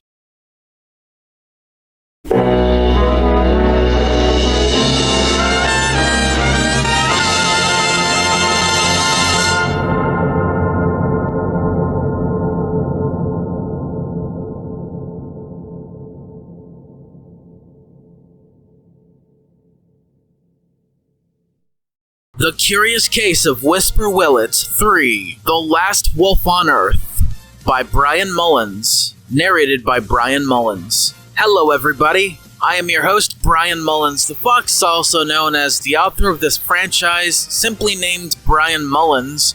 Before we get to the final installment of the first ever audiobook franchise known as The Curious Case of Whisper Whillet, let's recap the previous 2. Starting with the first one. Whisper Whillet found out his family existed when he was 18 in 1984, started working for the Theater of the Lamb in 1989, a bar that was built in 1962 and opened up in light of the murder/cover-up of 6 wolves that share the same blood but different names, or the Troutbow Faith bloodline of October 11th, 1958 to Christmas Day 1962. The drink that made the bar famous was called Brand New Pack, a drink comprising of trace amounts of wolf's blood, red wine, honey, and barbecue sauce. That drink stopped being served to other anthro animals on January 11th, 1966, the day Whisper was born. The reason why Whisper and Redmire were in the boyfriend-girlfriend relationship in the first place was because both of them lived a lie. William Whisper Whillet died of stage 4 penile cancer at the age of 29 years old, with the nearest nurse describing his dick size being at a profound 15 inches, and his testicles both being black and being the size of ostrich eggs, in her opinion. Redmire first met Whisper when they were in high school. She became his regular 9-to-5 friend when he was working at the bar, and had a short-lived boyfriend-girlfriend relationship with Whisper. They typically had sex and took showers either separately or together. They typically went to Vixen's Fixins to get their dinner. Both went on tirades about how much their lives were a lie and how shitty their families were. The conception failed in Redmire's vagina the first time, but finally succeeded as Whisper's last load of his life.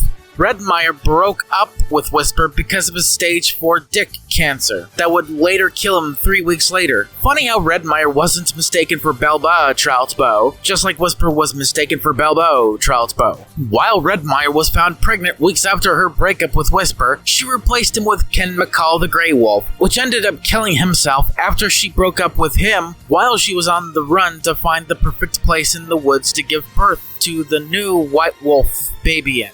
Redmire died of wolf childbirth. The newborn didn't even get to live for a week, as he died 5 days after birth, and the day Redmire herself died at the age of 22 years old. Both Whisper's and Redmire's families covered up the murder conspiracy, was later made aware of Whisper's and Redmire's existence after being confronted directly by them. They then met the two at the Theater of the Lamb to watch a double feature show, the Pre-Whillet Pack, Hail Whisper Whillet, and Mostly No How's Pre-Whillet Special, the latter of which had all 30 of them dying brutally of non-stop laughter after 30 minutes over one question, which made the Theater of the Lamb collapse and catch fire to burn to a crisp after 32 years of existence. But not before Whisper, Redmire, and the movie theater projectionist made a run for it to save their lives. All end up dying afterwards anyway. Mostly Know How and the projectionist committed suicide together and kept their death age anonymous even to this day. Now let's recap the second audiobook. Redbow, Jennifer, and Bruce drove all the way from their home state in Pennsylvania all the way up to the outskirts of Small Heights, Michigan to find the plot of land where the Theater of the Lamb once resided by and burnt down in 1995. They heard the 30 ghosts' outburst of laughter, scaring the shit out of all of them. Jennifer quietly bitches to herself and warns Redbow of the spooky ramifications it has to potential future customers. Redbow dismisses Jennifer's solemn warning. They removed the remaining 15 decomposing corpses and their bones out to the lake, 150 feet away from where the old bar was. They then went back to build up a new bar after some time of sleep, a lot of money spent, and a drive back to the same cursed plot of land. They finished building it after 5 days of hard work. Redbow named it Bad to the Bow Wow. They had normal drink items this time, unlike the Theater of the Lamb. One night, Bruce Bilcock asked Jennifer 10 questions about the curious case of Whisper Whillet. Jennifer responded accordingly, causing Bruce to stay silent until after he was done taking a piss in the bathroom, and came back laughing out loud hysterically. Bruce Bilcock was among 29 more anthro animals to mysteriously die of laughter because the ghosts invaded their bodies, took their souls away, and Jennifer explains to Redbow why he died so prematurely after 10 minutes of non-stop laughter, while only finding out the 29 others the morning after, explaining how Bruce kept doing heroin for breakfast and crack for lunch at the same time, and drank beer from his asshole, which he vomited all out from his mouth. Talk about a serious party animal. This adds another 30 to the other 30 ghosts, making it a total of 60 ghosts. Both laughed out loud for a few seconds and quietly went safely back to their hotel room. It would have been back to Pennsylvania had it not been for the obvious plot twist. They took a shower together, got into the pajamas, and then went to bed. No sex at all. Redbow essentially left the hotel room, leaving Jennifer all alone to drive back to his home in Pennsylvania. Before he left, though, he went off on a 1-minute long rant and then passed out. 2 hours later, he finally left.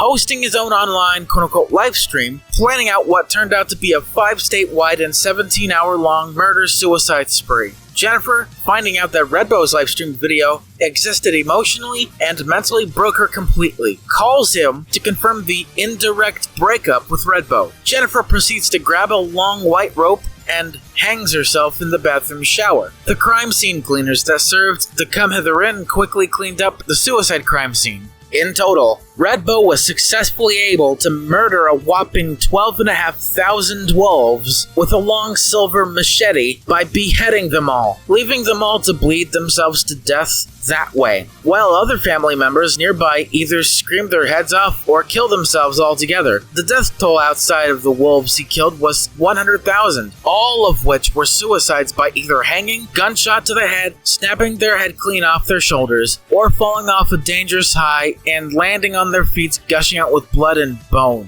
12,500 of these wolves used to have 7 other family members each, making it 8 by accounting for them too. Redbow later confesses to his family after 17 straight hours of brutal killing and watching other wolves commit suicide that happened as a result of his murders. Redbow gradually begins to argue with his parents, Charles and Annabelle. In turn, Charles and Annabelle began to argue with each other a little bit. Things escalated to the point where Redbow emotionally blew up and he proceeded to shoot down his entire family and then himself with his machine gun. All the while, when Redbow was doing all of that, Brian Beagleblood, the Anthro-Canine police officer, kept tabs on him secretly. After Redbow did what he did, not just to the 12,500 he killed and the 100,000 he left to kill themselves, Brian Beagleblood killed himself, making it the final suicide to take place in the second audiobook. Alongside with it. Now, that remains is a mostly empty bar with 3 employees, 1 bartender, 1 bouncer, and 1 security guard. If only they stay alive and never got dragged down to their deaths by those 60 ghosts. Luckily, they don't have to worry about that anymore. The Come Hither Inn has finally decided to permanently close its doors after just 60 years of service, 1951 to 2011. Because they ran out of staff members to hire, the remaining quit, and some other hotel rooms were left as total pigsties with at least 1 dead corpse left unattended for each. The Michigan town that the original audiobook took place in was called Small Heights. The house in Pennsylvania that Redbow killed his family and then himself in was cleaned out, only to be completely demolished at the end. The tiny town of Small Heights has been permanently condemned, including the now defunct restaurant that was well known as Vixen's Fixins. Every single anthro animal that has ever died, including the 30 in the first audiobook, have been dug out of their graves for brutal cremation. What was the cemetery is now where every demolished place in what was known as Small Heights, Michigan was buried underneath. Now, all the cursed laughing ghosts have gone away and never came back to curse anyone ever again. Now, let's get to the chapters of the 3rd and final installment to this franchise. Chapter 1, The Beginning of a New Town. Chapter 2, Introducing the Mayor of the New Town. Chapter 3, The Town Grows into a City. Chapter 4, Pussy Makes a Mayor Go Mad. Chapter 5, Whisper Willet's recovered corpse gets remade into a sex doll. Chapter 6, The Mayor's Dastardly Evil Plan. Chapter 7, Whisper Whillet becomes an anthro animal sex doll bestseller. Chapter 8, Mayor's evil plan gets leaked. Chapter 9, Everybody has a Whisper Whillet sex doll. Chapter 10, The town suffers from overpopulation of dead newborns. Chapter 11, Anthro animals begin to leave the town. Chapter 12, The first ever attempted grand mass birthing convention. Chapter 13, All their newborns die immediately. Chapter 14, The former mayors inspired by Redbow Frankfort the Black Wolf. Chapter 15, The complete worldwide wolf genocide begins in North America. Chapter 16, It continues in Central and South America. Chapter 17, Europe, Africa, and Asia. Chapter 18, It completes its worldwide journey in Australia. Chapter 19, The last wolf on Earth dies. The corpse of Whisper Whillet finally fully decomposes. And finally, Chapter 20, Conclusion of the audiobook and audiobook series finale. Chapter 1, The beginning of a new town. To make all of this clear, this audiobook's timeline is based in the future. Our story begins on March 28th, 2040. A new town has finished being built by workers. Before the mayor can be elected as such, this town had to have a name. Hundreds of suggestions came out of the woodwork by countless anthro animals out there. There were 3 separate neighborhoods, 2 of which being suburbs, 2 high schools, 2 middle schools, 2 elementary schools, 2 daycare centers, 1 church, 5 restaurants, and the largest part of the city, Mayor City Hall. There is also a giant supermarket for anthro animals to go grocery shopping, named Grocery Bags and Sacks. There's another bar that was built far away from Redbow's Bad to the Bow Wow bar that was later demolished in August of 2035 due to infrastructural problems. 5 weeks after it was complete, they actually agreed upon with the name of the newly built town, and afterwards, they decided who was going to be the first mayor. The new town is called White Cox Gulp in the state of Iowa, and the first mayor's name is William Whisper Whillet II, born on December 25th, 2020 in Jefferson City, Missouri. Whisper Whillet II was raised in a somewhat abusive anthro wolf family. He had his abusive mother, Flake Whillet, his subordinate father, Zenith or Zenny Whillet, his other nickname was Peanut Butt, and his 2 mentally retarded siblings, nicknamed Red and Yellow Whillet. Whisper Whillet II dropped out of high school at the age of 18 because both of his parents decided to kill each other. Zenith kills Flake and then himself, but that didn't stop him from seeking future ambitions of becoming an important public figure like a president, mayor, or even prime minister. Red and Yellow were just left to literally cannibalize each other and die. Whisper finally cuts the red ribbon with a giant golden and fuzzy pair of scissors all by himself. Anthro animals had yet to populate the city at all. Chapter 2. Introducing the mayor of the new town. Now, the mayor is introduced as William Whisper Whillet II, as I introduced before. All of the following happened within the month of April of 2040.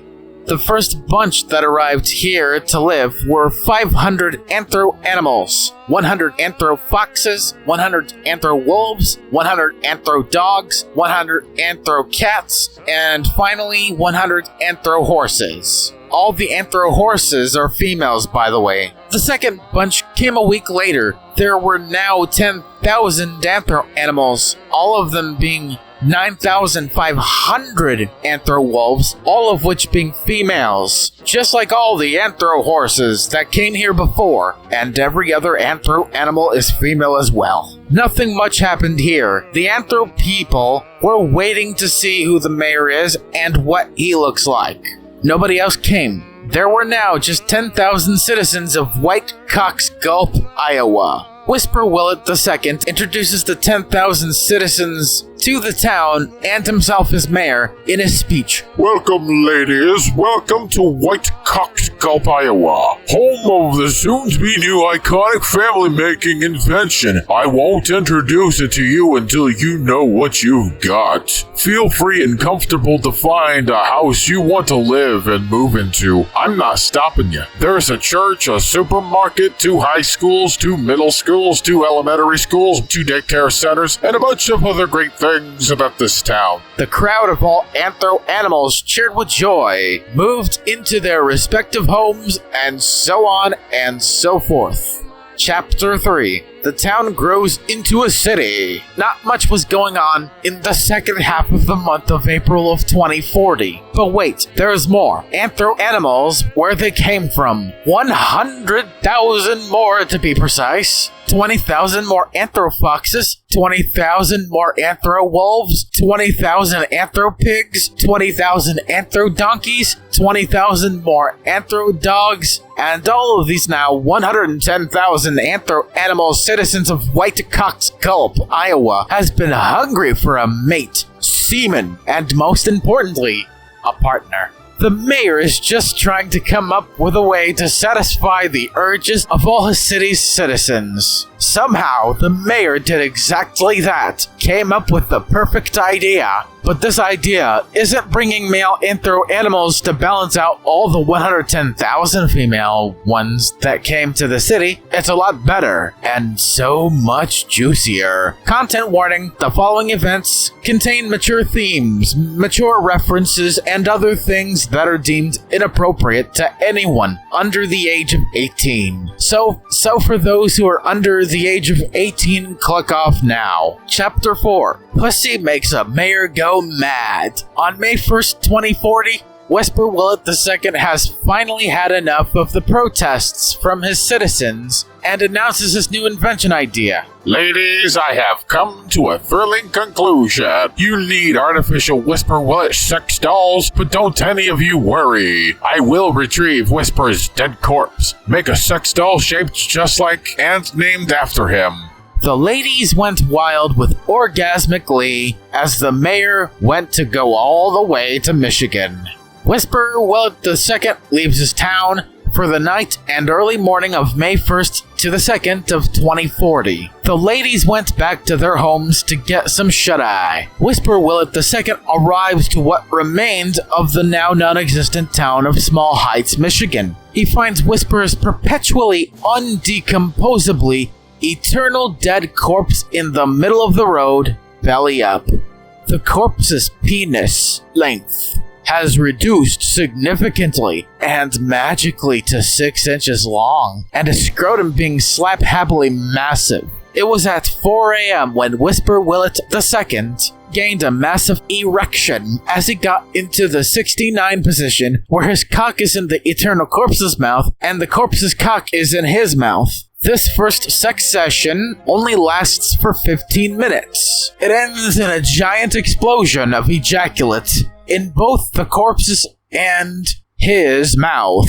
After he was done fucking the corpse, all the sperm that was there immediately disappeared and was clean again. Surprised and astonished by this, Whisper Whillet II grabs the corpse, picks it up, puts it in the front passenger seat of his red truck, and buckles him in. Takes 7.5 long hours to get from Michigan all the way back to White Cock's Gulp, Iowa. The females were asleep without a male partner. A day later, this is what the mayor does. Chapter 5. Whisper Whillet's recovered corpse gets remade into a sex doll. On May 3rd, 2040, the mayor closes all doors and windows to his town hall that he calls home. In the mayor's secret silicone lab underneath the city town hall, Whisper Whillet II made a master copy of the miraculously still intact and untouchably eternal quote-unquote dead corpse of the original Whisper Whillet, hired 30 other anthro animals to wire him up, programmed to hump, fuck, and come, and then finally introduce him with clothes on. Within a week, the Whisper Whillet sex doll finally came out, while the dead corpse, or supposedly dead corpse, himself, was the mayor's perpetual sex partner.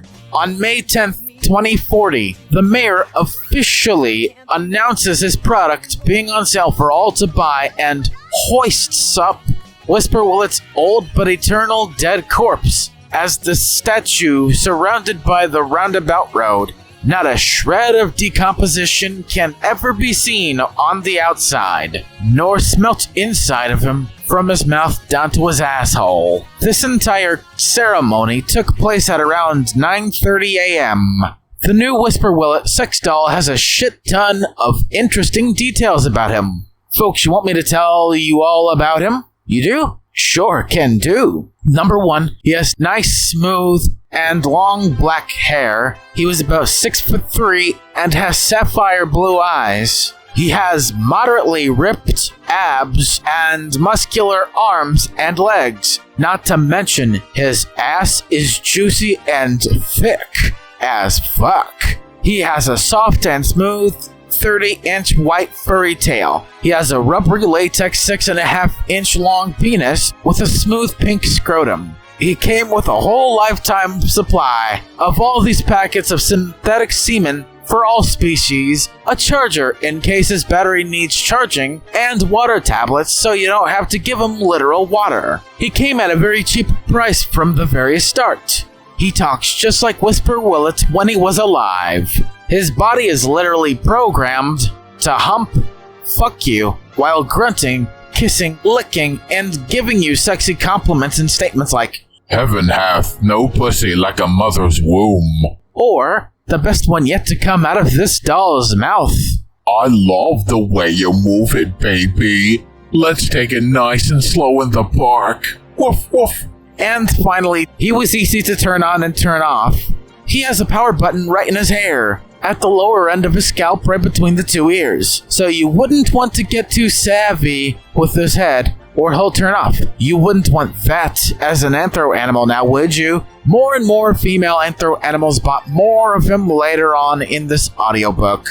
Chapter 6. The Mayor's Dastardly Evil Plan. On the night of May 10th, 2040, Mayor Whisper Whillet II secretly hatched his plan to doom all of wolves on planet Earth with yet another genocide attempt. This time, it won't backfire spectacularly like Redbow's attempt did in the last audiobook. This time, it'll actually be all around the world, except for Antarctica, because it's pretty much inhabitable in the mayor's opinion. Redbow's attempt wasn't even worldwide because he was so illiterate he couldn't even read the map correctly. Redbow's family caught up with him, had an essential sit-down argument that went south really quickly, and all of this ended up having Redbow kill his entire Anthrowolf family and then himself. The house again Redbow did all that in was demolished afterwards. Redbow was apparently Whisper Whillet II's inspiration, sharing the same opinion in an effort to further the same goal as he did before. Be the one and only leader of all the wolf packs in the world, like a dictator. An evil, desperate dictator that has lost his way in life. So now he has to kill the very ones he loved to prove a faulty point. He plans to go from North America to kill all the daddy anther wolves, continues into Central and South America, then go to Europe, Asia, and finally, to finish it all off, Australia. Whisper Whillet II goes to his personal fridge to grab himself a huge can of beer as a means of coping with the loss of the eternal corpse as his quote-unquote perpetual and personal anthro sex doll. The bastard carries the name of the damn furry thing, and he only wants to fuck it in vain, just to see his sex-themed town go to shit. I don't want to jump the gun too early, but that is what will eventually and essentially happen later in this audiobook.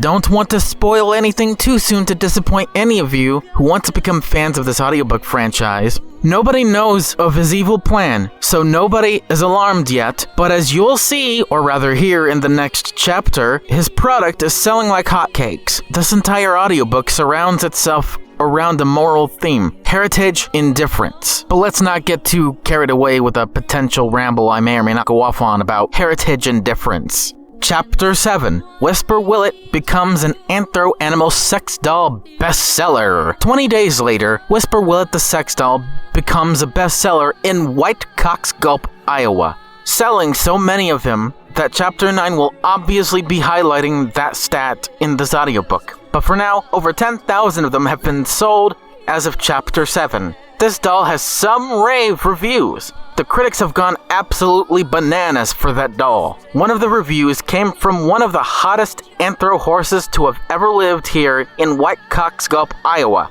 named Toniana Banks. She was 33 years old, never aged a day in her life, and she looked impressively young. And her review goes as follows. I've never seen such love and care put into the creation of this magnificent sex doll. The first time I've given this alpha doll a try for vaginal sex, I was literally vibrating with pleasure during the climax. And it was during this climax that he actually jizzed in me. I can't wait for what will happen to me when I'm pregnant with my own little baby horsey. By the way, the synthetic semen is customized for any species, so it's not just for wolves. There's synthetic semen for any anthro animal like anther wolves, anthro foxes, anthro dogs, anthro cats, anthro horses, anthro donkeys, anthro bears, anthro coyotes, anthro pigs, etc. Even anthro otters, for Christ's sake. Anthro wolves awooed, foxes screamed with orgasmic glee, dogs howled and barked with joy, anthro cats meowed loudly with pride, anthro horses neighed like it was nobody's business, anthro donkeys screamed like there was no tomorrow, but in complete pleasure and happiness, not torture. Anthro bears roared with sorority. Anthro coyotes giggled with ticklish pussies. And anthro pigs squealed like they were about to be their lover's dinner whore. Crazy, isn't it? Imagine a sex doll that can actually be able to reproduce an anthro child inside you and help you go through the entire process of pregnancy all the way up to birth. But the mayor's plan won't be kept secret forever. Chapter 8. Mayor's evil plan gets leaked. On May 30th, 2040, Mayor Whisper Whillet II's dastardly plan gets leaked by an anthro wolf named Redmire Rustingham Riots II, a female red wolf named right after Whisper's short-lived love interest/girlfriend. She was born on April 11th, 2023 in Dallas, Texas. All by herself this time, unlike the original Redmire. She leaks it by trying to tell everybody about the mayor's evil plan, but nobody listened to her. They would always dismiss her as a kooky conspiracy theorist. Redmire II isn't suicidal or anything, but she feels like she's lost her faith in all of wolf kind, let alone anthro kind. These anthro animals later acknowledged the mayor's evil plan, but they all told her, as long as they all have a Whisper Whillet sex doll, then they'll leave the city behind. Then they'll leave this city behind. It seems like they know that all of this will eventually happen, but they didn't care. Months went by, and all these anthro animals have become pregnant. These anthro animal citizens have no intention of leaving long before they try to give birth to their respective offspring. The mayor tracks Redmire Riots II down and begins to talk to her about how she was able to eavesdrop him in his own private conversation. Whisper Whillet II says, Redmire Riots II, how dare you eavesdrop on my private conversation? I thought I had every one of these words all to myself, but apparently not, because you are really good at what you do. Redmire Riots II responds with, I wanted the entire population to know what you had in store for them, including me. But apparently, they already knew that. So either your conversation wasn't all to yourself, or they knew somehow that this would happen, because there wouldn't be a city with only female citizens for no reason. With Whisper replying, Why should they care? They don't, and they know it. You're right, Redmire II.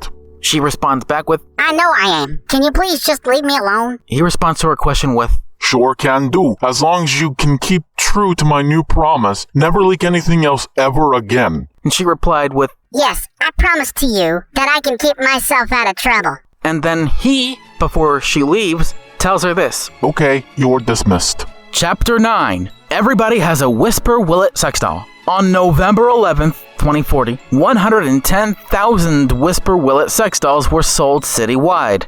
And everybody's still loving it as much as the time that Tony Anna Banks made her first review of the mayor's product. Most of the 110,000, or about 79,000 of them, are on the verge of the end of their pregnancy cycle. The other 31,000 are still pregnant, but still got a long way to go until their water breaks. But before the results can be analyzed and computed as data, when it comes to the population, Chapter 10 will demonstrate that doing any of this is completely pointless. But now, there's an overflowing amount of negative reviews for the product. After a few months of being drowned out by overwhelmingly positive reviews, just for the pleasure and sexual experience with the doll itself. The first out of many negative reviews came from an anthro cat named Mary Ballspur, spelled Ballspur, a Siamese anthro cat, and her review is the following. I can't even believe that any of these anthro whores, including me, ever bought this sex bot of reproductive destruction. One of these days, your newborn will die as soon as they come out of the womb, and they will all say that synthetic semen wouldn't help them come up with a result of any valuable difference. No fucking shit, cuntlock. This is why I will be the example of all examples. I have to have my vagina be pulled clean out of its socket. Not every female anthro animal has that ability to carry such a hot load of synthetic anthro cat jizz. It feels like a piece of plastic melted inside you for nothing. For anyone who bought this, no refund will ever be enough to demonstrate how fucking retarded you all are for taking the ride without having to pay a proverbial dime to show for it. Another negative review came, but it's a brief one, from a female German Shepherd Anthro dog named Bella Ottoburger, spelt Ottoburger. This is the worst experience I pretended I'd never had in my life. It's never sold beyond me and my guilty pleasures. These reviews were such bad news for the mayor himself, but before he had all the time he needed to complain to the citizens and apologize, they started giving birth. And all their experiences are anything but meaningful, as you will see or rather hear now in Chapter 10. Chapter 10.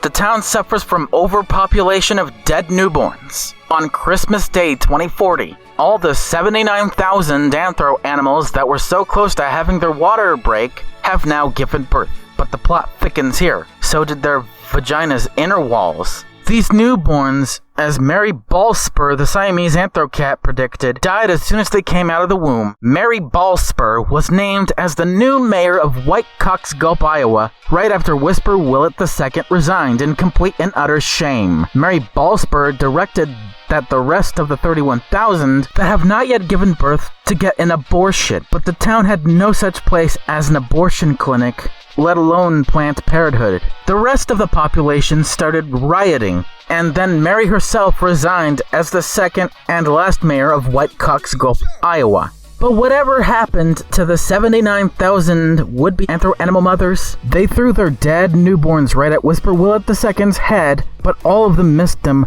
by a long distance, by a long shot. Mary Ballspur had her fair share of some dead newborns hitting her either upside her head, on her back, on her ass, and even one of them bounced off and hit her right in her fat Siamese fucking face. All of these 110,000 decided to wait for a better time to leave the city, but they just couldn't leave at a better time at the moment. It was during a massive snowstorm that put the city out of power for a couple of hours, until the power restoring company came back to restore power throughout the entire city. In Chapter 11, I'll tell you when they decided to leave the city empty and for good. Chapter 11. Anthro animals begin to leave the town.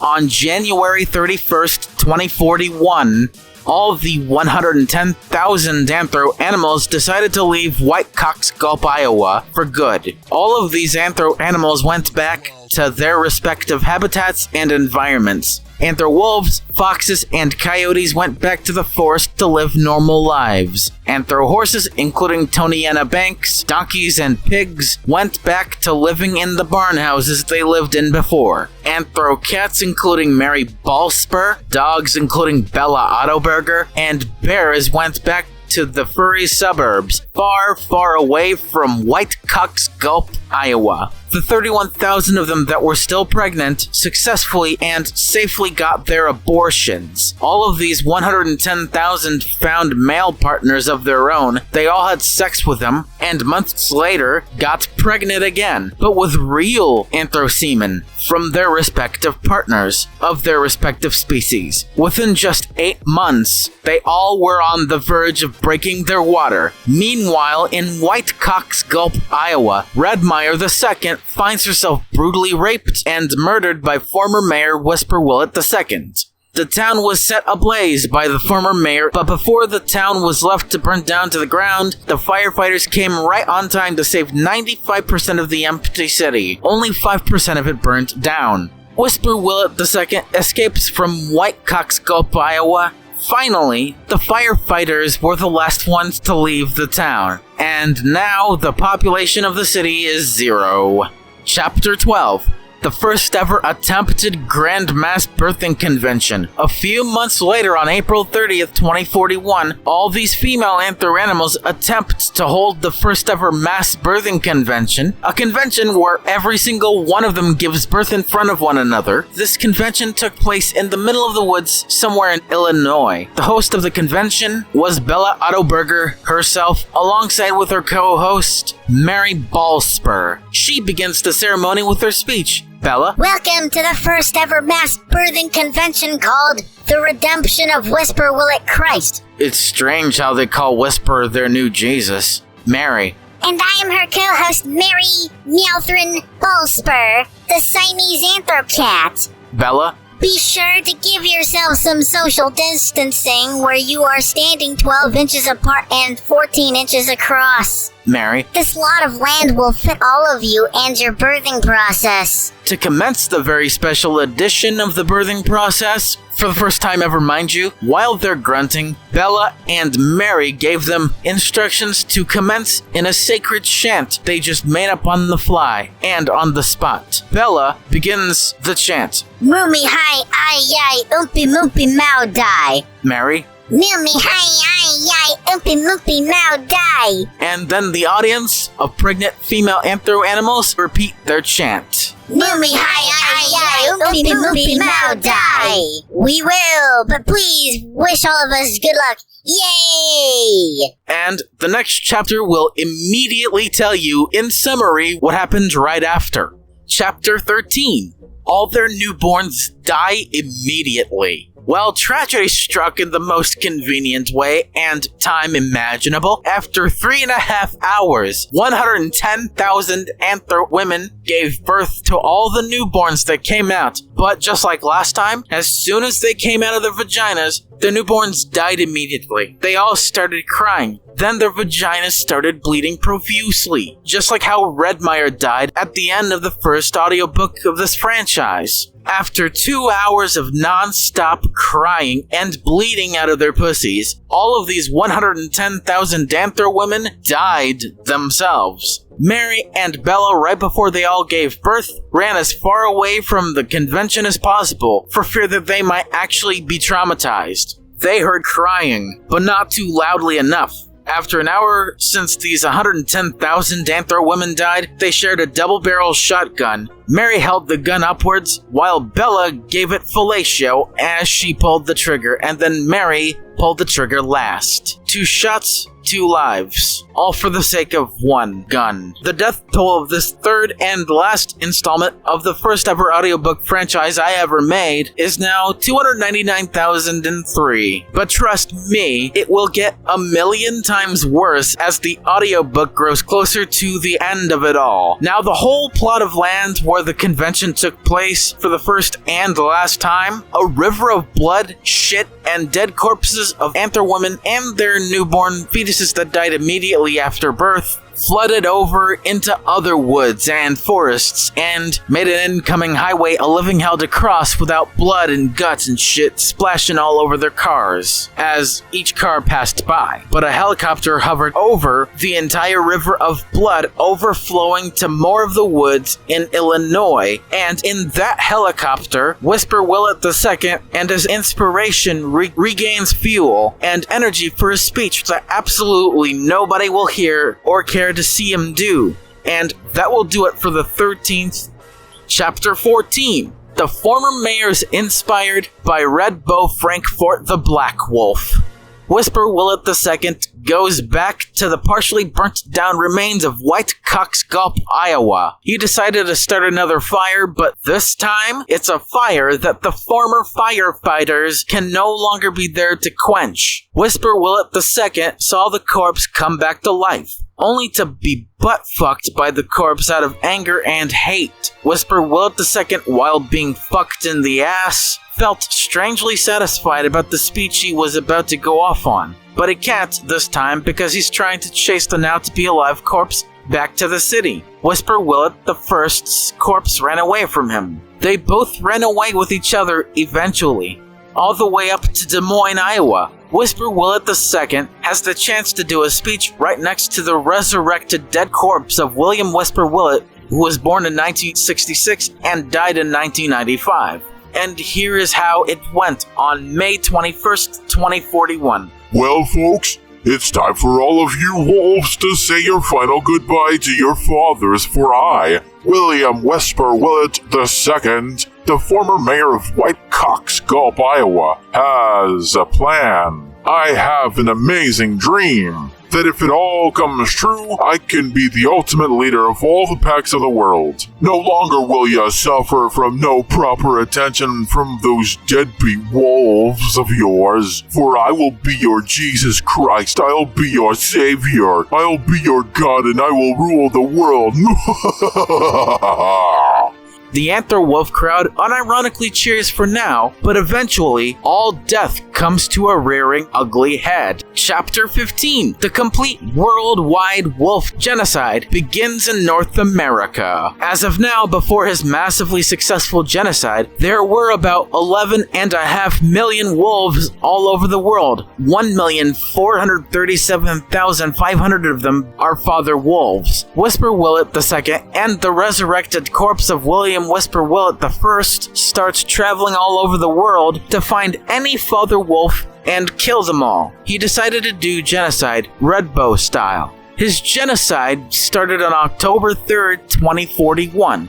Starting in America, he successfully killed all the father wolves in America, Canada, and even Mexico. 234,000 in the United States of America, 110,000 in Canada, and 400,000 in Mexico. Overall, so far now, he murdered 744,000 father wolves. But as a result, 4,500,000 other wolves committed suicide. Now the genocide death toll is 5,244,000 anthro wolves. Now the total death toll of this audiobook is 5,523,003 anthro animals, and it'll only get worse as we progress from chapter 16 to 19. And conclude this audiobook in chapter 20. Chapter 16. It continues in Central and South America. The genocide continues into Central America, killing another 987,637 wolves. 146,246 of them being father wolves. 162 in Belize. On October 9th, 2041, it continues well into South America. 100,000 in Brazil, 10,000 in Colombia, 500 in Peru, 4,000 in Chile, 15,000 in Argentina, and 123,000 for the rest of South America.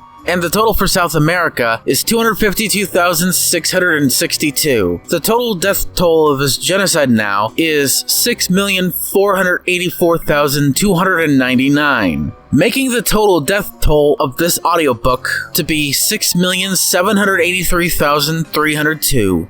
Chapter 17, Europe, Africa, and Asia. Europe bears the brunt of the genocide that Whisper Whillet II commenced. On October 15th, 2041, it continues in Europe.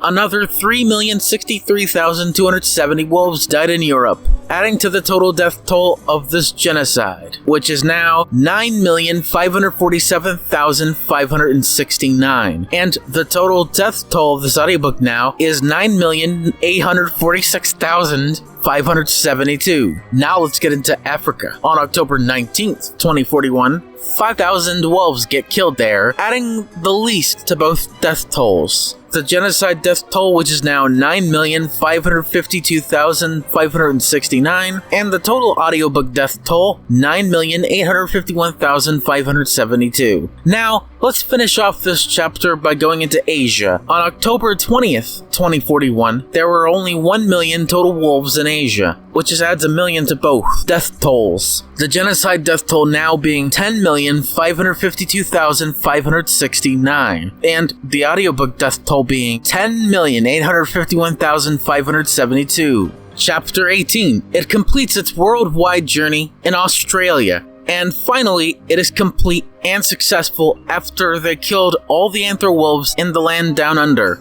From October 21st to the night of October 31st, 2041. 947,431 of them, to be exact. The last of the remaining anther wolves in the world. Now, all of the remaining 11.5 million antherwolves have died, Redbow style. He did all this while sitting next to the corpse he brought with him, pinpointing where each wolf was, had to fly separate planes to get to each continent, all the while leaving behind his helicopter. Now, the total audiobook death toll is 11,799,003. But as Whisper Whillet comes back to the completely burnt down former town of Whitecock's Gulp, Iowa, something pretty fucking tragic happens to former Mayor Whisper Whillet II.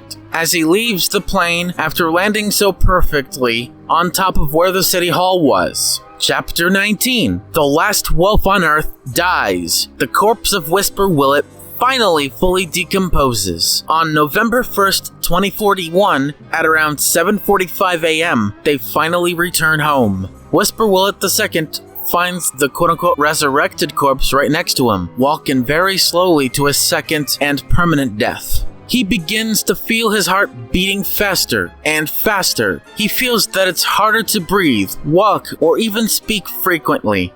Right as William Whisper Willet's quote-unquote resurrected corpse dies for the second and final time, the corpse speaks only for a few moments, and he says this: Whisper, you are the leader of your own pack now. Feel proud of yourself. I love you. Whisper Whillet II responds with, I love you too, Whisper. Whisper Willet's corpse said his last few words. I'm very proud of you.